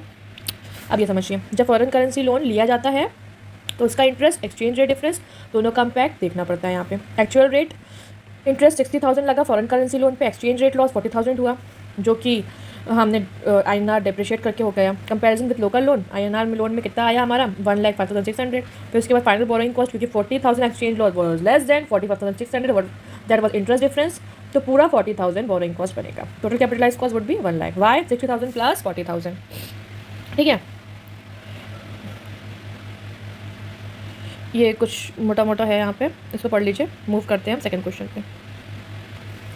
नाउ अब जिन बच्चों ने अभी तक ये चैप्टर नहीं पढ़ा है, इसके बारे में इन्होंने नहीं पता है, तो मैं आपको एक डीपली अंडरस्टैंड करवाती हूँ. बोरोइंग कॉस्ट इंक्लूड करता है interest and other cost incurred by entity in connection with borrowing fund. जो भी हम फंड बोरो करते हैं उस पर बोरोइंग कॉस्ट जो अदर कॉस्ट लगती है उस इंटरेस्ट वगैरह, that is borrowing cost. As per accounting standard AS 16 borrowing cost certain borrowing cost can be capitalize. कुछ ही बोरोइंग कॉस्ट कैपिटलाइज हो सकती है if they are directly attributable the acquisition, construction, production of a qualifying asset. Qualifying asset मैंने बताया था asset which takes long period of a time for its intended use or sale. Foreign currency loans introduce an additional element, exchange rate fluctuation. Right अगर मैं आज loan ले रही हूँ तो आज का एक्सचेंज रेट इज़ डिफरेंट, जब मैं इंटरेस्ट दूंगी तो उसका एक्सचेंज रेट इज़ डिफरेंट. तो AS 16 provides specific guidance in how to treat these kind of differences, especially when a company could have borrowed in its local currency instead. If there's an option to borrow in a local currency, if company is borrowing especially in foreign currency, then we should treat it like differences and we should treat each and every kinds of probability in our accounting treatment. Now see, step by step solution it is, so you need to just focus. Raj and company has taken a foreign currency loan. This a specific project, this means borrowing cost related to this loan must be examined under AS to determine. Okay, now I am explaining you the second or third time. Just need to understand this. How much interest is payable? We have to find out. What is exchange rate impact? We will find out. How about the borrowing cost have differed if the loan was in INR? How much of the exchange rate difference can be considered as borrowing cost? Now see, calculation interest on expense for a loan, ठीक है. Company had borrowed this 16% interest लगा. सबसे पहले exchange rate था उस time पे कितना? No, हमें इंटरेस्ट कैलकुलेट करना तो अभी का करना पड़ेगा. तो एक्सचेंज रेट अभी कितना है? 50 रुपीज़. तो हमने इसको कन्वर्ट करके इंटरेस्ट निकाला 60,000 जो कि INR में निकाला, ठीक है. अब हमें कैलकुलेट करना है exchange rate impact on loan principal, क्योंकि जो प्रिंसिपल लोन था वो हमने 45 रुपीज़ पर लिया था, ठीक है. अभी हो गया है 50 रुपीज़. तो हमने दोनों का डिफरेंस निकाला 50 - 48. तो कितने का इम्पैक्ट आया? हमें लॉस हुआ, एक्सचेंज लॉस इज़ 40,000, ठीक है. 40,000 को हमें मोटा मोटा हो गया लॉस, ठीक है. नाउ अब हम, अगर आपको इसको स्क्रीनशॉट लेना है तो फटाक से जल्दी से ले लीजिए. नाउ अब आप देखिए, जो हमें करेंसी का जितने का हमें लॉस हुआ है अभी, अब हम उसको कंपेयर करेंगे किससे? जो हमारा डिफरेंस होगा इंटरेस्ट पे. अगर हम इंडियन रुपीज़ में इंटरेस्ट लेते हो तो 11% रहता. इंडियन पहले हम कितना प्रिंसिपल कितना अमाउंट है, पहले हम उस प्रिंसिपल अमाउंट को इंडियन रुपीज़ के इंटरेस्ट में वो करेंगे, निकालेंगे. इंटरेस्ट आया 1,05,600. अब उसका डिफरेंस निकालेंगे इंडियन इंटरेस्ट का, देन फॉरेन इंटरेस्ट का. तो हमारा डिफरेंस आया दिस. नाउ अब हमें करना है कि कितना कॉस्ट कैपिटलाइज होगा. अगर जो एक्सचेंज लॉस है वो लेस देन है जो इंटरेस्ट का डिफरेंस है, तो पूरा का पूरा हम इसको कैपिटलाइज कर देंगे. तो हमने इसको प्लस इसको कैपिटलाइज करके कितना आया? 1 लाख. फाइनल आंसर क्या करेंगे? सेम. अब अगर एक कंपनी लोन लेती है किसी स्पेसिफिक प्रोजेक्ट के लिए, तो उसका लोन का इंटरेस्ट और रिलेटेड कॉस्ट को बोरोइंग कॉस्ट बोला जाता है. AS 16 बोरोइंग कॉस्ट कहता है कि अगर लोन डायरेक्टली किसी क्वालिफाइंग असेट जैसे एक फैक्ट्री, बिल्डिंग, मशीनरी से रिलेटेड है तो उसका कुछ पार्ट कैपिटलाइज किया जा सकता है, यानी उसको असेट की कॉस्ट में हिस्सा माना जाएगा instead of directly writing off as an expense. लेकिन अगर लोन फॉरेन करेंसी में लिया हो तो एक्सचेंज रेट चेंज भी लोन अमाउंट को अफेक्ट करता है. इसलिए हमें चेक करना पड़ता है लोन की normal interest rate, exchange rate को चेंज कंपनी में कितना एक्स्ट्रा पड़ा, अगर लोन INR में लिया तो कितना इंटरेस्ट होता, कितना बोरोइंग कॉस्ट कैपिटलाइज किया जा सकता है. नाउ सी, राजन कंपनी में इतना लोन लिया किसी के स्पेसिफिक प्रोजेक्ट के लिए. लोन का इंटरेस्ट इतने पर एनम था. जब लोन लिया गया तो एक्सचेंजिंग रेट था 48. फाइनेंशियल ईयर के एंड तक का इतना हो गया. अगर लोन INR में होता तो 11% इंटरेस्ट लगता. ये क्वेश्चन का ब्रेकडाउन था. अब देखते हैं क्या होगा लोन का स्टेटमेंट. फॉरेन लोन का ये हमने इतना इंटरेस्ट निकाला, 60,000 आया. उसके बाद ये बोरोइंग कॉस्ट का पहला पार्ट है, ठीक है. उसके बाद 48 के एंड तक का मैंने इसको पूरा इंग्लिश में के साथ लिखा कि आपको समझ में आए, कि अगर आप इसका स्क्रीनशॉट भी ले लो तो आप खुद से भी बाद में रिविजन कर सको. इंक्रीज इन लाइबिलिटी टू 40,000 हमारा जो आया लोन हुआ. क्यों हुआ? क्योंकि ये एडिशनल कॉस्ट लगी जो कि फ्लक्चुएशन की वजह से आई है. INR लोन का इंटरेस्ट कैलकुलेट करना है, इंटरेस्ट किया INR के 11% के हिसाब से. नाउ दोनों का डिफरेंस निकाला, दोनों के इंटरेस्ट का तो कितना आया? 40,000, उस जो कि हमारा कम था डिफरेंस से 45,600 से, ठीक है. ये हमारा एक्सचेंज लॉस कम था इससे. नाउ फाइनल आंसर जो हमारा बना कैपिटलाइज कितना होगा? 1 लाख, ठीक है. ये हमने समझ लिया. अब ये समझ लो आप, फॉरेन करेंसी लोन लेने से पहले सिर्फ इंटरेस्ट नहीं बल्कि एक्सचेंज रेट का भी इम्पैक्ट होता है जो फाइनेंशियल स्टेटमेंट में रिकॉर्ड करना ज़रूरी है. एक्सचेंज रेट चेंज की वजह से लाइबिलिटी बढ़ने को AS 16 के अंदर बोरोइंग कॉस्ट में इंक्लूड किया जा सकता है. इंटरेस्ट के डिफरेंस से कम हो. अगर foreign currency exchange loss INR borrowing cost के डिफरेंस से कम होता है तो उसको बोरोइंग कॉस्ट में कैपिटलाइज किया जा सकता है. ये कॉस्ट क्वालिफाई करेगी सिर्फ तभी जब लोन किसी स्पेसिफिक असेट या प्रोजेक्ट के लिए किया गया हो. कंक्लूजन, अगर कंपनी फॉरेन करेंसी लोन लेती है तो उसका interest plus exchange rate changes दोनों का इफेक्ट देखना पड़ता है. AS 16 हमें बताता है कि कौन से पार्ट्स कैपिटलाइज होंगे, कौन से डायरेक्टली एक्सपेंस हो जाएंगे. यहाँ 1 लाख का बोरोइंग कॉस्ट में कैपिटलाइज कर दिया जाएगा क्योंकि एक्सचेंज लॉस का इम्पैक्ट INR बोरोइंग कॉस्ट में डिफरेंस से कम था. नाउ अब हम मूव करेंगे नेक्स्ट क्वेश्चन पे. क्वेश्चन 2014 का स्टार्ट करते हैं. क्वेश्चन आप पढ़िए, मैं आपको समझा रही हूँ. On 1st April 2010, a machine was acquired at 4 lakh. The machine was expected to have a useful life for 10 years. The residual value was estimated at 10% of the original cost. At the end of the third year, an attachment was made to the machinery at cost of 1,80,000 to enhance its capacity. Now, the attachment was expected to have a useful life of 10 years and zero terminal value. During the same time, original machine was revalued upwards at 90,000. Remaining useful life was 9 years. And residual value was released at nil. Find depreciation for the year if if attachment retains its separately identity, then second attachment becomes integral part of the machinery. ये 5 marks का पूछा गया है, क्योंकि बहुत ही easy है. अब आपको एक पॉइंट्स में समझाती हूँ ये टॉपिक क्यों ज़रूरी है. डेप्रिसिएशन एक सिस्टमेटिक एलोकेशन होता है किसी भी असेट की कॉस्ट का, उसकी यूजफुल लाइफ का उसकी यूज़फुल लाइफ के दौरान, मतलब जब एक कंपनी एक मशीन या कोई असेट खरीदती है तो उसकी कॉस्ट एक साल में पूरी एक्सपेंस नहीं की जा सकती। उसको कंपनी मल्टीपल साल तक यूज़ करती है तो उसकी कॉस्ट भी हर साल थोड़ी थोड़ी एलोकेट की जाती है। इस क्वेश्चन में अटैचमेंट एडिशनल पार्ट ऐड किया गया है जो मशीन के साथ अलग अलग ट्रीट हो सकता है, इसलिए हमें दोनों केसेस में डेप्रिसिएशन कैसे कैलकुलेट होगा ये देखना है। अब देखिए, 1 अप्रैल 2010 मशीन को परचेज़ किया 4 लाख में, उसकी यूज़फुल लाइफ 10 ईयर्स थी, तो रेसिडुअल वैल्यू स्क्रैप वैल्यू 40,000 थी, 10% ऑफ 4 लाख। ना 2013 के एंड में अटैचमेंट ऐड किया 1,80,000 में, अटैचमेंट की यूज़फुल लाइफ 10 ईयर्स थी और रेसिडुअल वैल्यू 0 है। उसी समय में मशीन की रिवैल्यूएशन भी 90,000 से बढ़ गई और रेसिडुअल वैल्यू उसकी 0 हो गई। Remaining useful life 9 years release की गई। अब आप इसका सॉल्यूशन देखिए। केस 1 में अगर अटैचमेंट को अलग ट्रीट होगा, यहाँ अटैचमेंट और ओरिजिनल मशीन का डेप्रिसिएशन अलग अलग कैलकुलेट करेंगे। पहले मशीन का डेप्रिसिएशन कैलकुलेट करते हैं। ओरिजिनल मशीन को डेप्रिसिएशन वैल्यू निकालना है, कॉस्ट माइनस रेसिडुअल वैल्यू कितनी आई 3,60,000। नाउ हर साल का डेप्रिसिएशन 10 ईयर्स की लाइफ हमारी आई थी, तो इसमें 10 से डिवाइड करेंगे, 36,000 पर ईयर हमें डेप्रिशिएट करना है।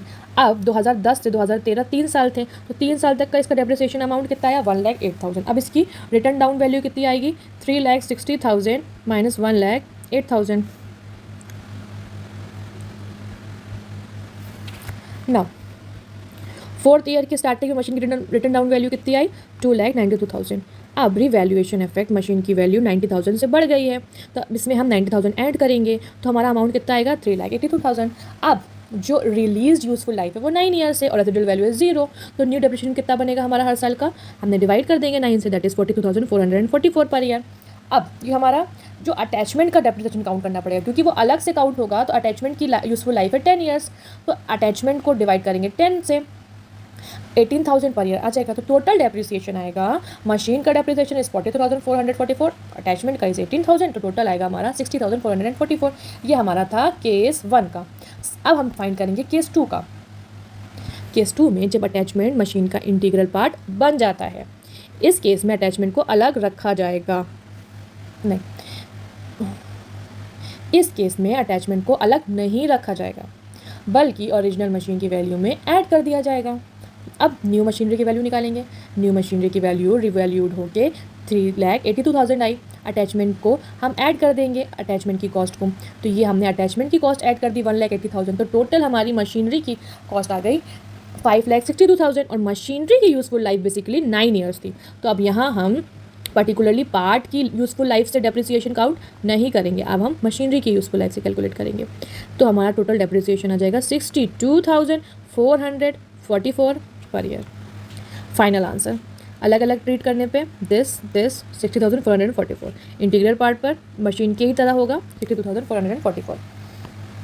डेप्रिसिएशन तभी कैलकुलेट होता है जब एक असेट बिजनेस के लिए यूज़ हो रहा हो।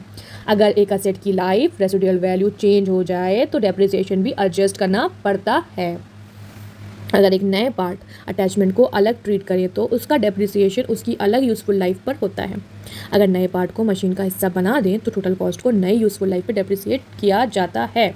अगर अटैचमेंट अलग रहेगा तो दोनों का डेप्रिसिएशन अलग अलग होगा, लेकिन अगर अटैचमेंट को मशीन का इंटीग्रल पार्ट बना दिया जाए तो टोटल कॉस्ट नए यूज़फुल लाइफ पे डेप्रिशिएट किया जाएगा। अलग ट्रीटमेंट से हर एसेट का डेप्रिसिएशन कंट्रोल्ड होता है। इंटीग्रल पार्ट बना देने से कैलकुलेशन सिंपल हो जाता है, पर मशीन का रिटर्न डाउन वैल्यू बढ़ जाता है। ये डिसीजन मैनेजमेंट की अकाउंटिंग पॉलिसी पे डिपेंड करता है। नाउ अब हम नेक्स्ट क्वेश्चन देखेंगे। 2014 में के क्वेश्चन नंबर 1CB। तो इसमें है question, Suhana limited issued 12% secure division of 100 lakhs on 1 May 2013 to be utilized as under particulars amount in lakh. Factory building, purchase machinery, working capital. This construction of a factory was completed and machinery was installed and ready for its intended use. Total interest on debenture for the financial year. This during the year 2013-14 the company invested ADL from the money raised to debenture fixed asset and earned interest 2 lakh. Show the treatment of interest under accounting standard 16 and also explain the nature of asset. Now see, अभी question का breakdown करके पहले topic के बारे में थोड़ा समझा देती हूँ, फिर उसके बाद मैं क्वेश्चन से रिलेटेड क्वेश्चन पूछा क्या एग्जैक्टली मैं फिर समझाऊंगी। नाउ सी, AR 16 हमारा बोरोइंग कॉस्ट था। बोरोइंग कॉस्ट क्या होती है? बोरोड फंड पर जो इंटरेस्ट और अदर कॉस्ट लगते हैं उनका ट्रीटमेंट बोरिंग कॉस्ट होती है, ठीक है। बोरिंग कॉस्ट इंक्लूड करती है इंटरेस्ट ऑन लोन, डिवेंचर्स और borrowing, finance charges on lease liabilities, exchange difference related to foreign currency and borrowings. Now see borrowing cost का ट्रीटमेंट कैसे होता है। AS 16 बोरिंग कॉस्ट को दो पार्ट्स में क्लासीफाई करता है। Type of borrowing cost, directly attributed of to the qualifying asset capitalize, जैसे कि अगर directly attributed to qualifying asset है तो हम कॉस्ट की पार्ट पे बना देंगे अकाउंटिंग ट्रीटमेंट के हिसाब से। अदर बोरिंग कॉस्ट है तो प्रॉफिट एंड लॉस में एक्सपेंस की तरह शो करेंगे। अब क्वालिफाइंग असेट क्या होता है? क्वालिफाइंग असेट वो होता है जिसे यूज़ या सेल के लिए रेडी होने में सब्सटैंशियल टाइम लगता है, substantial period of time. Example of qualifying asset, factory building, construction वाले असेट, मशीनरी में अगर लार्ज स्केल इंस्टॉलेशन हो रही हो तो। Non qualifying asset, working capital, ready to use machinery. Now see given data, Suhana limited ने 100 लाख के डिबेंचर इशू किए एट 12% इंटरेस्टेड ऑन 1 मई 2015। फंड्स को allocate 40 lakh factory building qualifying asset, 35 machinery not a qualifying asset, 25 working capital not a qualifying asset, ठीक है। जो इन्होंने बताया नहीं कौन सी क्वालिफाइंग असेट है, बट फैक्ट्री बिल्डिंग जो होती है वो हमारा सब्सटैंशियल पीरियड ऑफ टाइम लेती है, इसलिए वो क्वालिफाइंग असेट होती है। 35 लाख मशीनरी के लिए जो कि क्वालिफाइंग असेट नहीं है, right, and 25 lakh working capital not a qualifying asset. तो टोटल इंटरेस्ट हमारा कितना है? 11 लाख है। एडल फंड से इंटरेस्ट कितना अर्न हुआ? 2 लाख। तो कंस्ट्रक्शन इंस्टॉलेशन मार्च 2014 में कंप्लीट हो गया था, ठीक है।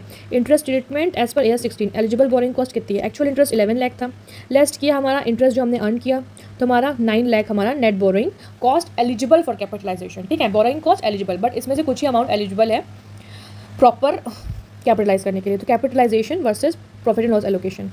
अब ये 9 लाख का डिस्ट्रीब्यूशन होगा capitalize interest and profit and loss interest. Factory building 40 lakh qualifying asset है। देखो फैक्ट्री बिल्डिंग कितने का था? 40 लाख था, तो इस पर कितना इंटरेस्ट लगा हम उसको कैलकुलेट करेंगे। तो इस पर हमने ये 9 लाख क्या है हमारा?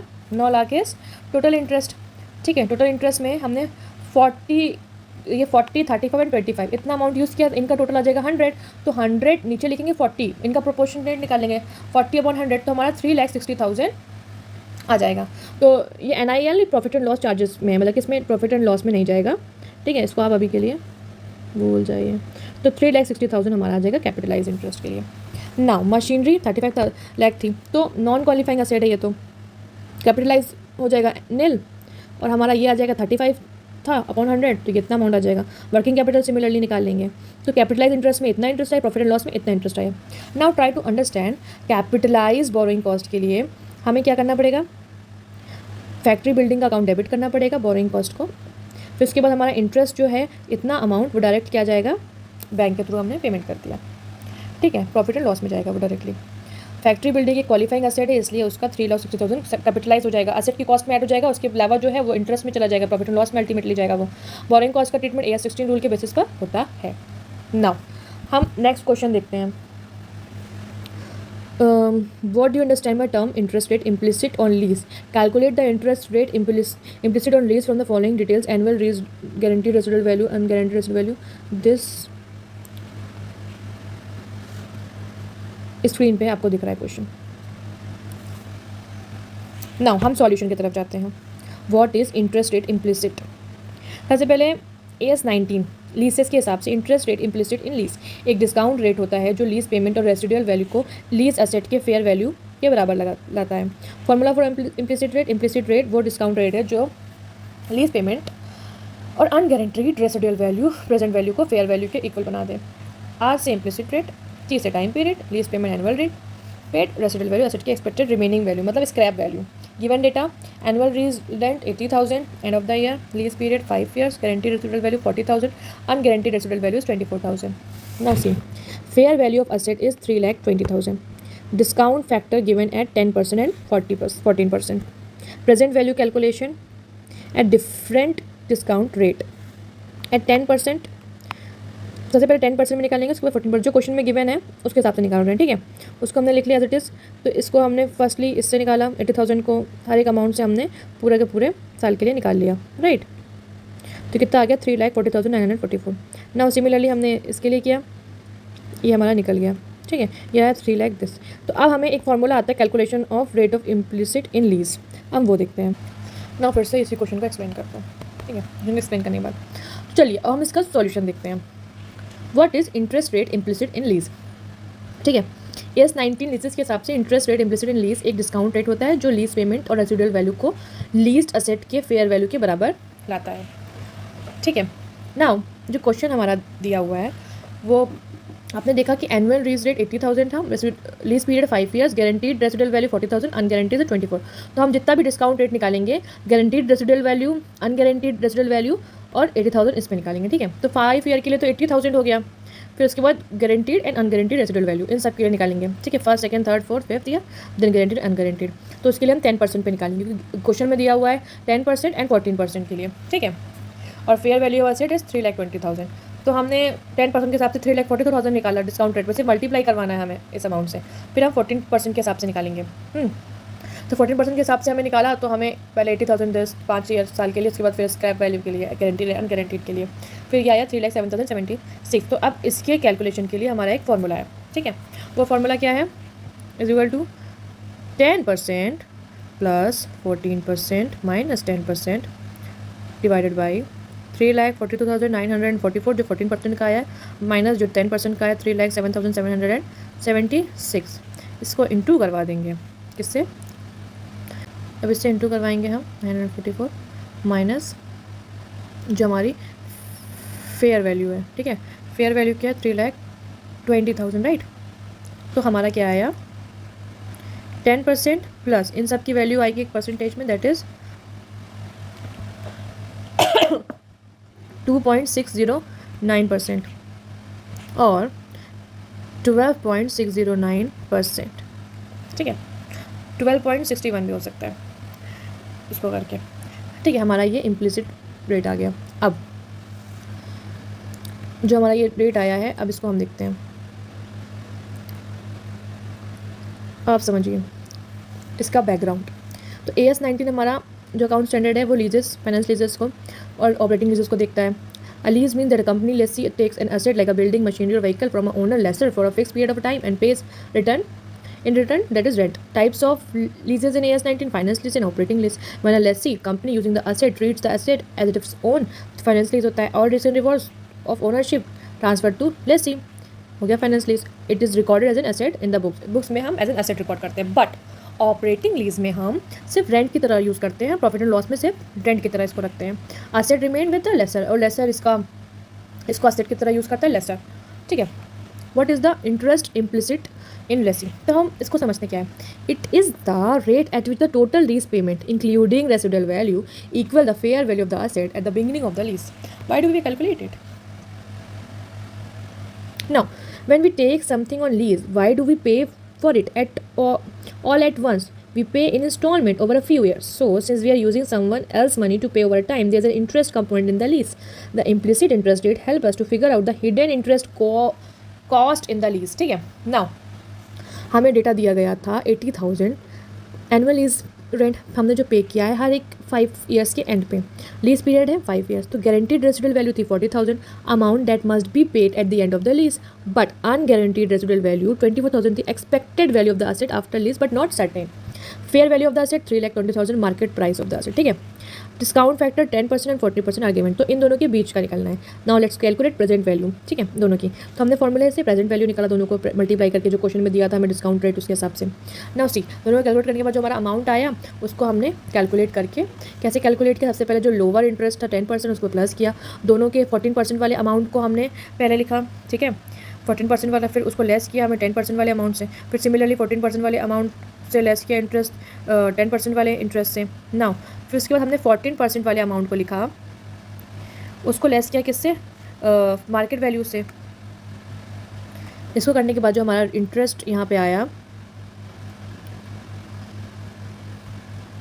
इसको हमने 10% में ऐड करके निकाला 12.61।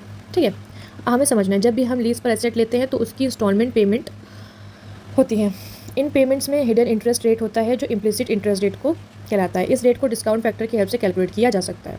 तो इम्प्लिसिट इंटरेस्ट रेट वो रेट है जिस पर टोटल लीज पेमेंट एसेट की फेयर वैल्यू इक्वल होती है और हम प्रेजेंट वैल्यू कैलकुलेट करते हैं, इंटरपोलेशन से एक्चुअल इंटरेस्ट रेट निकालते हैं।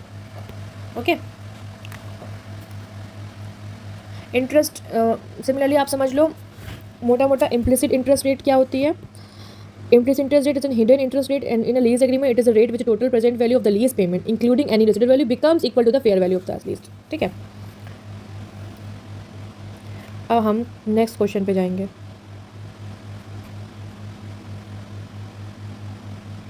Now next question is this. Next question is from November 2014, question number 1CA. In the books of Optic Fiber Limited, plant and machinery stood at 6,32,000 on 1st April 2013. However, on scrutiny, it was found that machinery worth rupees 1,20,000 was included in the purchases on 1st June 2013. On 30th June 2013, the company disposed of machinery having a book value of 1,89,000 on 1st April 2013 at 1,75,000 in part exchange of a new machinery costing 2,56,000. The company charges depreciation at the rate 20% on written down value method on plant and machinery. You are required to calculate depreciation to be calculate to profit and loss, book value of plant and machinery account as on 31st March 2014, loss on exchange of machinery. चलिए answer देखते हैं. चलिए तो solve करते हैं answer. Explanation of the question. This question involves the accounting treatment of plant and machinery as per AS 10 PPE, especially focusing on depreciation calculation, book value of plant and machinery at the year end, loss on exchange of machinery. Understanding the यहाँ particular यहाँ amount. Let's see what's that. तो opening balance of plant and machinery is this, new machinery purchase is this, old machinery book value ये थी, sale price ये है, new machinery purchase किया, depreciation rate ये है. अब हमें कैलकुलेट करना है. ठीक है, डेप्रिसिएशन कैलकुलेट करना है. Depreciation is calculated on old machinery before exchange for 3 months, अप्रैल से जून 2013. ठीक है, ओल्ड मशीनरी ये वाली है, तो 3 मंथ्स का हमने कैलकुलेट करेंगे. सबसे पहले डेप्रिसिएशन ऑन 6,32,000, 3 मंथ्स के लिए 20% की रिटर्न डाउन वैल्यू कितनी आएगी हमारी. डेप्रिसिएशन निकल के आया 31,600, तो रिटर्न डाउन वैल्यू कितनी आ गई हमारी. डेप्रिसिएशन आ गया हमारा 31,600. ठीक है, रिटर्न डाउन वैल्यू इसके बाद निकालेंगे. अब depreciation on new machinery purchase on 1st June 2013 for 10 months, तो न्यू मशीनरी 1,20,000 की थी, 10 मंथ्स 20% रिटर्न डाउन वैल्यू, तो ये आया हमारा 20,000. ठीक है, depreciation on remaining machinery after exchanging for 9 months. ठीक है, after selling old machinery adding new machinery, हमने सेल कर दिया ओल्ड मशीनरी इतने की और न्यू मशीनरी को ऐड किया तो इतना अमाउंट आया. ठीक है, तो रिटर्न डाउन वैल्यू को ऐड करने के बाद हमारा अमाउंट आता है 6,99,000. डेप्रिसिएशन इस पर लगाया पूरे 9 मंथ्स का. 9 मंथ्स का डेप्रिसिएशन लगाने के बाद कितना अमाउंट आया, 1,04,850. टोटल डेप्रिसिएशन कितना आया हमारा, पहले इतना निकालता फिर इतना, तो हमारा आया 1,56,450. अब आप ये समझिए 1 सेकेंड, अब प्रॉपर तरीके से समझिए. ओपनिंग बैलेंस था 1 अप्रैल को 6,32,000. न्यू मशीनरी परचेज किया 1 जून को. अप्रैल से जून में हमारा आया 3 महीने का, तो पहले हम 3 महीने का डेप्रिसिएशन इसका निकाल लेंगे. फिर उसके बाद उसी दिन हम वो जून के लास्ट में हमने न्यू मशीनरी खरीद, वो मशीनरी जो परचेज़ की थी उसको हमने एक्सचेंज करी. ठीक है, add machinery purchase in exchange. ठीक है, इसके एक्सचेंज में हमने मशीनरी खरीदी. फिर उसके बाद हमने मशीनरी को वाली को बेच दिया था, जो हमने बेचा मशीनरी याली बेचा, तो इसको बेचा और न्यू को ख़रीदा. ठीक है, इसको हमने हटाया. अब इस ये जितने की थी उसमें से हमने इसको लेस करके हटाया बुक वैल्यू से, तो हमारे लॉस भी हुआ होगा ना, हमें लॉस निकालना है. ठीक है, लॉस ऑन एक्सचेंज निकालना है. तो ये अमाउंट की जो मशीनरी हमने खरीदी थी,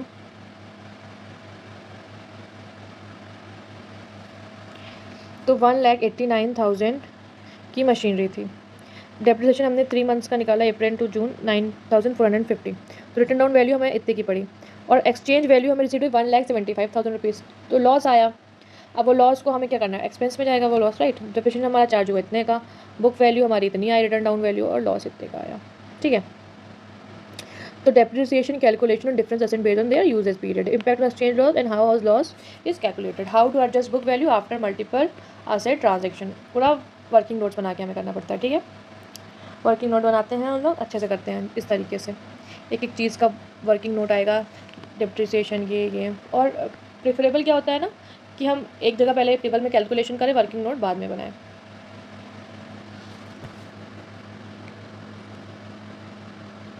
A machinery having expected useful life of 6 years is leased for 4 years.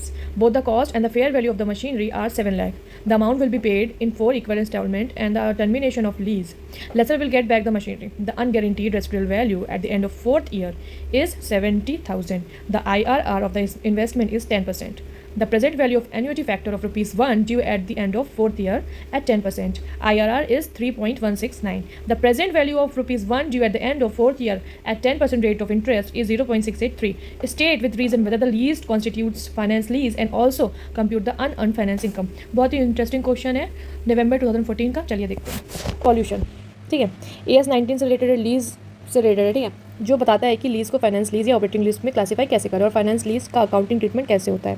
Important concept from AS 19. Finance lease versus operating lease. Finance lease जब सब्सटेंशियल रिस्क और रिवॉर्ड लीज लेसी को ट्रांसफर हो जाए तो उसे फाइनेंस लीज कहते हैं. ऑपरेटिंग लीज जब ओनरशिप ट्रांसफर नहीं होती और लेसर का कंट्रोल बना रहता है. फाइनेंस लीज आइडेंटिफाई करने का फैक्टर क्या होता है. लीज टर्म एसेट की यूजफुल लाइफ का मेजर पार्ट होता है, यूजुअली 70% या उससे ज़्यादा. प्रेजेंट वैल्यू लीज पेमेंट की फेयर वैल्यू का सब्सटेंशियल पोर्शन कवर करता है, यूजुअली 90% से ज़्यादा. लेसी को बार्गेन परचेज करने को ऑप्शन मिले.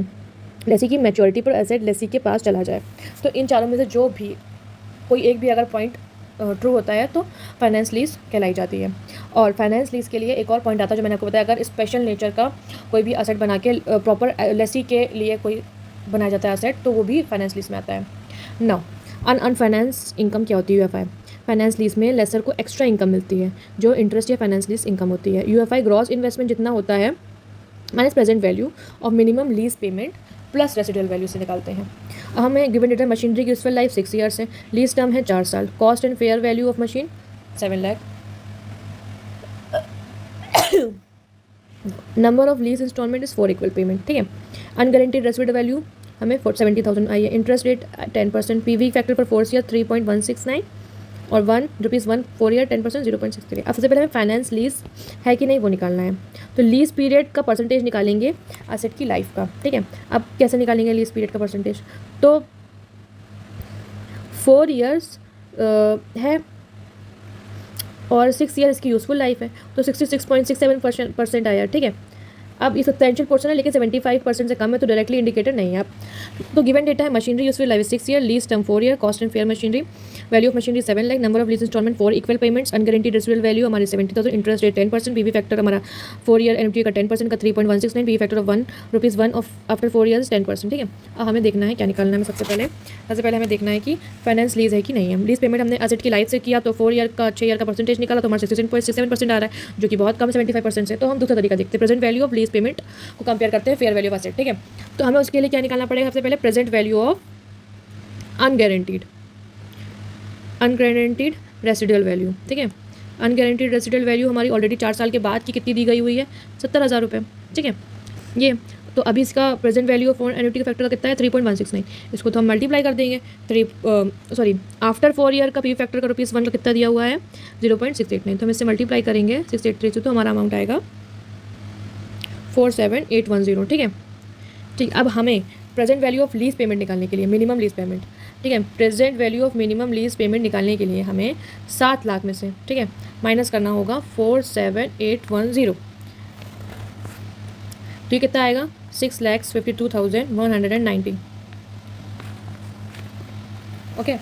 अब ये जो हमारा क्या आया present value of minimum lease payment, अब इसको डिवाइड करेंगे फेयर वैल्यू ऑफ असेट से, मशीनरी जो भी है तो उससे हम करेंगे तो उसका जो भी परसेंटेज आएगा परसेंटेज में निकालेंगे तो ये आया 93.17%, जो कि सब्सटेंशियली कवर कर रहा है major portion of lease payment. Lease payment का मेजर पोर्शन हमारा कवर कर रहा है, ठीक है. तो असेट हमारा क्या है फाइनेंस लीज है. ये कंफर्मेशन हो गया, आपने इसको लिख लिया होगा ना. अब हमें क्या करना है कंप्यूटेशन करना है अनअर्न्ड फाइनेंस इनकम का. अब अनअर्न्ड फाइनेंस इनकम कैसे निकालेंगे. सबसे पहले एनुअल लीज पेमेंट को करेंगे तो present value of lease payment निकालेंगे. लीज पेमेंट्स की प्रेजेंट वैल्यू निकालेंगे, उसको एन्युटी फैक्टर से डिवाइड करेंगे.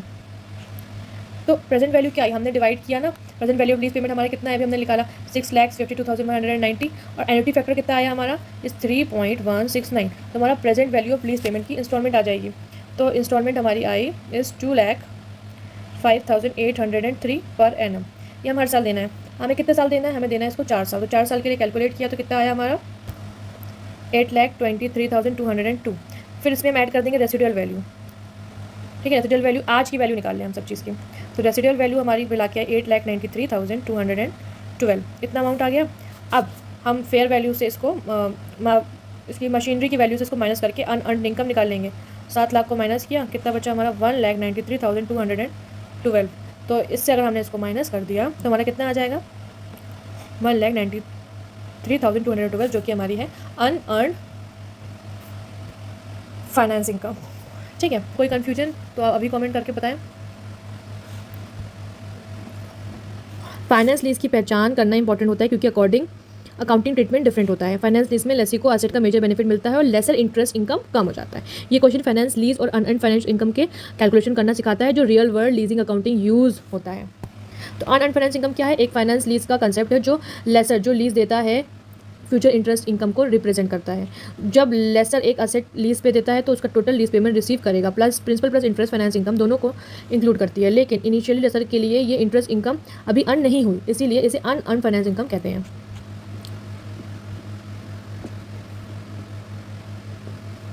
नाउ हम सेकंड क्वेश्चन पे मूव करते हैं। क्वेश्चन 1C नवंबर 2014 का। A company is showing an intangible asset at 88 lakhs as on 1st April 2013. The asset was acquired for ₹120 lakh on 1st April 2009 and the same was available for use from that day. The company has been following the policy of amortization of the intangible asset over a period of 15 years on a straight line basis. Comment on the accounting treatment of the above with reference to the relevant accounting standard. 15 years जो उन्होंने लिया है intangible asset का वो गलत लिया है, सिर्फ 10 ईयर्स मैक्सिमम ले सकते हैं इंटेंजिबल एसेट की लाइफ को। चलिए इस आंसर को देखते हैं, बहुत ही इंपॉर्टेंट क्वेश्चन है हमारा। स्टार्ट करते हैं। कंसेप्ट, ये क्वेश्चन AS 26 इंटेंजिबल एसेट के ऊपर बेस्ड है। पहले समझते हैं AS 26 के इंपॉर्टेंट कंसेप्ट। इंटेंजिबल एसेट क्या है? इंटेंजिबल एसेट वो एसेट होते हैं जो फिजिकली एग्जिस्ट नहीं करते लेकिन उनकी फाइनेंशियल वैल्यू होती है, जैसे patent, copyright, trademark, goodwill, software etcetera. इनका यूज़ बिजनेस में लॉन्ग टर्म बेनिफिट के लिए होता है लेकिन इनसे कोई डायरेक्ट फिजिकल प्रेजेंस नहीं होती। अमोर्टाइजेशन क्या है? एक प्रोसेस है जिसमें इंटेंजिबल एसेट की कॉस्ट उनकी यूजफुल लाइफ की ड्यूरेशन सिस्टमेटिकली एक्सपेंस किया जाता है। जैसे टेंजिबल एसेट के लिए डेप्रिसिएशन होता है वैसे ही इंटेंजिबल एसेट के लिए अमोर्टाइजेशन होता है। ठीक है, AS 26 के अकॉर्डिंग एक इंटेंजिबल एसेट की मैक्सिमम यूजफुल लाइफ 10 ईयर से ज़्यादा नहीं हो सकती अनलेस कंपनी प्रोवाइड कर सके कि एसेट की लाइफ 10 ईयर से ज़्यादा होगी स्पेसिफिकली। क्वेश्चन के एक्सप्लेनेशन पे आते हैं, अब हम सॉल्व करते हैं। इंटेंजिबल एसेट की वैल्यू हमारी 1 अप्रैल 2009 में 120 लाख। चलिए क्वेश्चन को समझते हैं। इंटेंजिबल एसेट की वैल्यू 1 अप्रैल 2009 को 120 लाख की थी। कंपनी के अमोर्टाइजेशन पॉलिसी के अकॉर्डिंग 15 साल स्ट्रेट लाइन मेथड, बल्कि आपको पता होना चाहिए इंटेंजिबल एसेट की यूजफुल लाइफ 10 ईयर से ज़्यादा नहीं हो सकती। अगर होगी तो कंपनी को प्रूव करना पड़ेगा। ठीक है, check if the company's policy is correct. ठीक है, AS के अकॉर्डिंग 10 ईयर से ज़्यादा नहीं हो सकती है। कंपनी ने 15 साल कंसीडर किया, AS 26 के अकॉर्डिंग मैक्सिमम 10 होना चाहिए। इसका मतलब गलत अकाउंटिंग ट्रीटमेंट फॉलो हो रहा है। तो करेक्ट अमोर्टाइजेशन कैलकुलेशन करते हैं हम लोग। AS 26 फॉलो करते हैं तो 120 लाख को 10 साल में अमोर्टाइज करना पड़ेगा। तो उसके अकॉर्डिंगली हमने कितना कर लेंगे, हर साल हमें करना पड़ेगा 12 लाख। ठीक है, तो 12 लाख और हमें ऑलरेडी 2009 से 2013 तक का 4 साल तो हो गए हैं, तो 12 लाख को हम 4 से इंटू करेंगे। 48 लाख तक का हमें अभी तक डेप्ट अमोर्टाइजेशन लगा चुके होना चाहिए।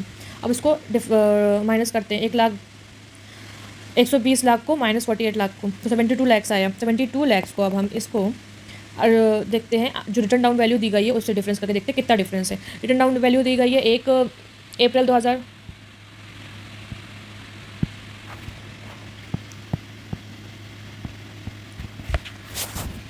ना रिटर्न डाउन वैल्यू दी गई हुई है 1 अप्रैल 2013 को 88 लैक्स की, तो उसका डिफरेंस देखते हैं। तो हमारा डिफरेंस आया 16 लैक्स। अब ये 16 लैक्स डायरेक्टली रेवेन्यू रिजर्व में एडजस्ट किया जाएगा। अब जैसे कि हम कोई भी करेक्शन करते हैं डेप्रिसिएशन का, ठीक है, तो अब हमें इसको एडजस्ट करना पड़ेगा। ठीक है, हम एक बार की तो डेप्रिसिएशन 16 लाख का तो शो करेंगे नहीं। ठीक है, तो हम इसको एडजस्ट करेंगे। ठीक है, अब रिमेनिंग 6 ईयर के लिए हमारा कितना 72 लैक्स का हमारा रिटर्न डाउन वैल्यू हो गई, तो उसको 6 लाख। नाउ हम फ्यूचर अमोर्टाइजेशन देखते हैं। फ्यूचर अमोर्टाइजेशन में रिमेनिंग 6 ईयर्स के लिए 72 लैक्स को हम रिमेनिंग 6 ईयर डिवाइडेड बाय 6 करेंगे तो 12 लाख पर ईयर आएगा फॉर 6 ईयर्स। हमें समझाना है कंपनी की करंट पॉलिसी गलत है क्योंकि उन्होंने 15 साल अज्यूम किया, तो उसको करेक्ट करना पड़ेगा। करेक्ट बुक वैल्यू निकाली, 16 लाख का एडजस्टमेंट कहाँ करना पड़ेगा, रेवेन्यू रिजर्व में होगा, रेवेन्यू रिजर्व में डालना पड़ेगा। अब अगले 6 ईयर तक 12 लाख पर ईयर अमोर्टाइज होगा। ठीक है, नाउ 16 लाख रेवेन्यू रिजर्व में क्यों एडजस्ट हो रहा है, अब हमें ये भी समझना है। जब भी पास्ट ईयर की अकाउंटिंग गलत होती है तो उसका करेक्शन करंट ईयर के प्रॉफिट एंड लॉस अकाउंट में नहीं किया जाता। इंस्टेंट प्रायर पीरियड एडजस्टमेंट के लिए हमें रेवेन्यू और सरप्लस में जाके रेवेन्यू रिजर्व में एडजस्ट करना पड़ता है, तो आपको ये समझना ज़रूरी है। जल्दी से इसका स्क्रीनशॉट ले लें। ठीक है, एक बार समझिए, कंपनी ने 2009 से 2013 तक रॉन्ग अमोर्टाइजेशन पॉलिसी फॉलो की थी, 15 साल को लिया था, जबकि इंटेंजिबल एसेट की maximum useful life would be 10 years given by AS 26। ठीक है, अब इस वजह से इंटेंजिबल एसेट की बुक वैल्यू ज़्यादा शो हो रही थी। अगर कंपनी ने पहले 10 साल रूल फॉलो किया होता तो 2013 तक 72 लाख करेक्ट कैरिंग अमाउंट होता, लेकिन अब बुक्स में 88 लाख दिखा रहा है, तो 16 लाख ज़्यादा है। ये 16 लाख एक पास एरर है जो पिछले साल में होना चाहिए था, इसलिए ये अमाउंट प्रॉफिट और लॉस में नहीं जाएगा। इंस्टेड AS 26 अकाउंट स्टैंडर्ड के पिछले प्रिंसिपल के हिसाब से AS 26 और अकाउंटिंग स्टैंडर्ड प्रिंसिपल के हिसाब से इसको रेवेन्यू रिजर्व में एडजस्ट करेंगे ताकि बैलेंस शीट करेक्ट हो सके। तो रेवेन्यू रिजर्व एडजस्टमेंट पास पीरियड अगर पिछले सालों का कोई एरर है आइडेंटिफाई हुआ, उसका correction directly revenue and reserve and surplus में किया जाता है। अगर PL में एडजस्ट करते हैं तो करेंट ईयर का profit and loss final statement में डिस्टॉर्ट हो जाता है। इसलिए अकाउंटिंग स्टैंडर्ड बोलते हैं कि पिछले ईयर्स की correction directly revenue and surplus में किए जाए, ना कि प्रॉफिट एंड लॉस में दिखाया जाए। फाइनल कंक्लूजन, कंपनी का पास अमोर्टाइजेशन गलत था, इसलिए 16 लाख से ज़्यादा शो हो रहा। ये एक पास पीरियड ईयर है तो जो करंट ईयर के प्रॉफिट को अफेक्ट नहीं करना चाहिए। इस वजह से 16 लाख को रेवेन्यू रिजर्व में एडजस्ट किया जाता है ताकि फाइनेंशियल स्टेटमेंट एक्यूरेट हो जाए। अगर इसमें क्लैरिटी चाहिए है तो कमेंट करिए। The adjustment of 16 lakhs again the opening balance of revenue reserve will be recorded in the financial statement under prior period adjustment again revenue reserve, restatement of intangible asset.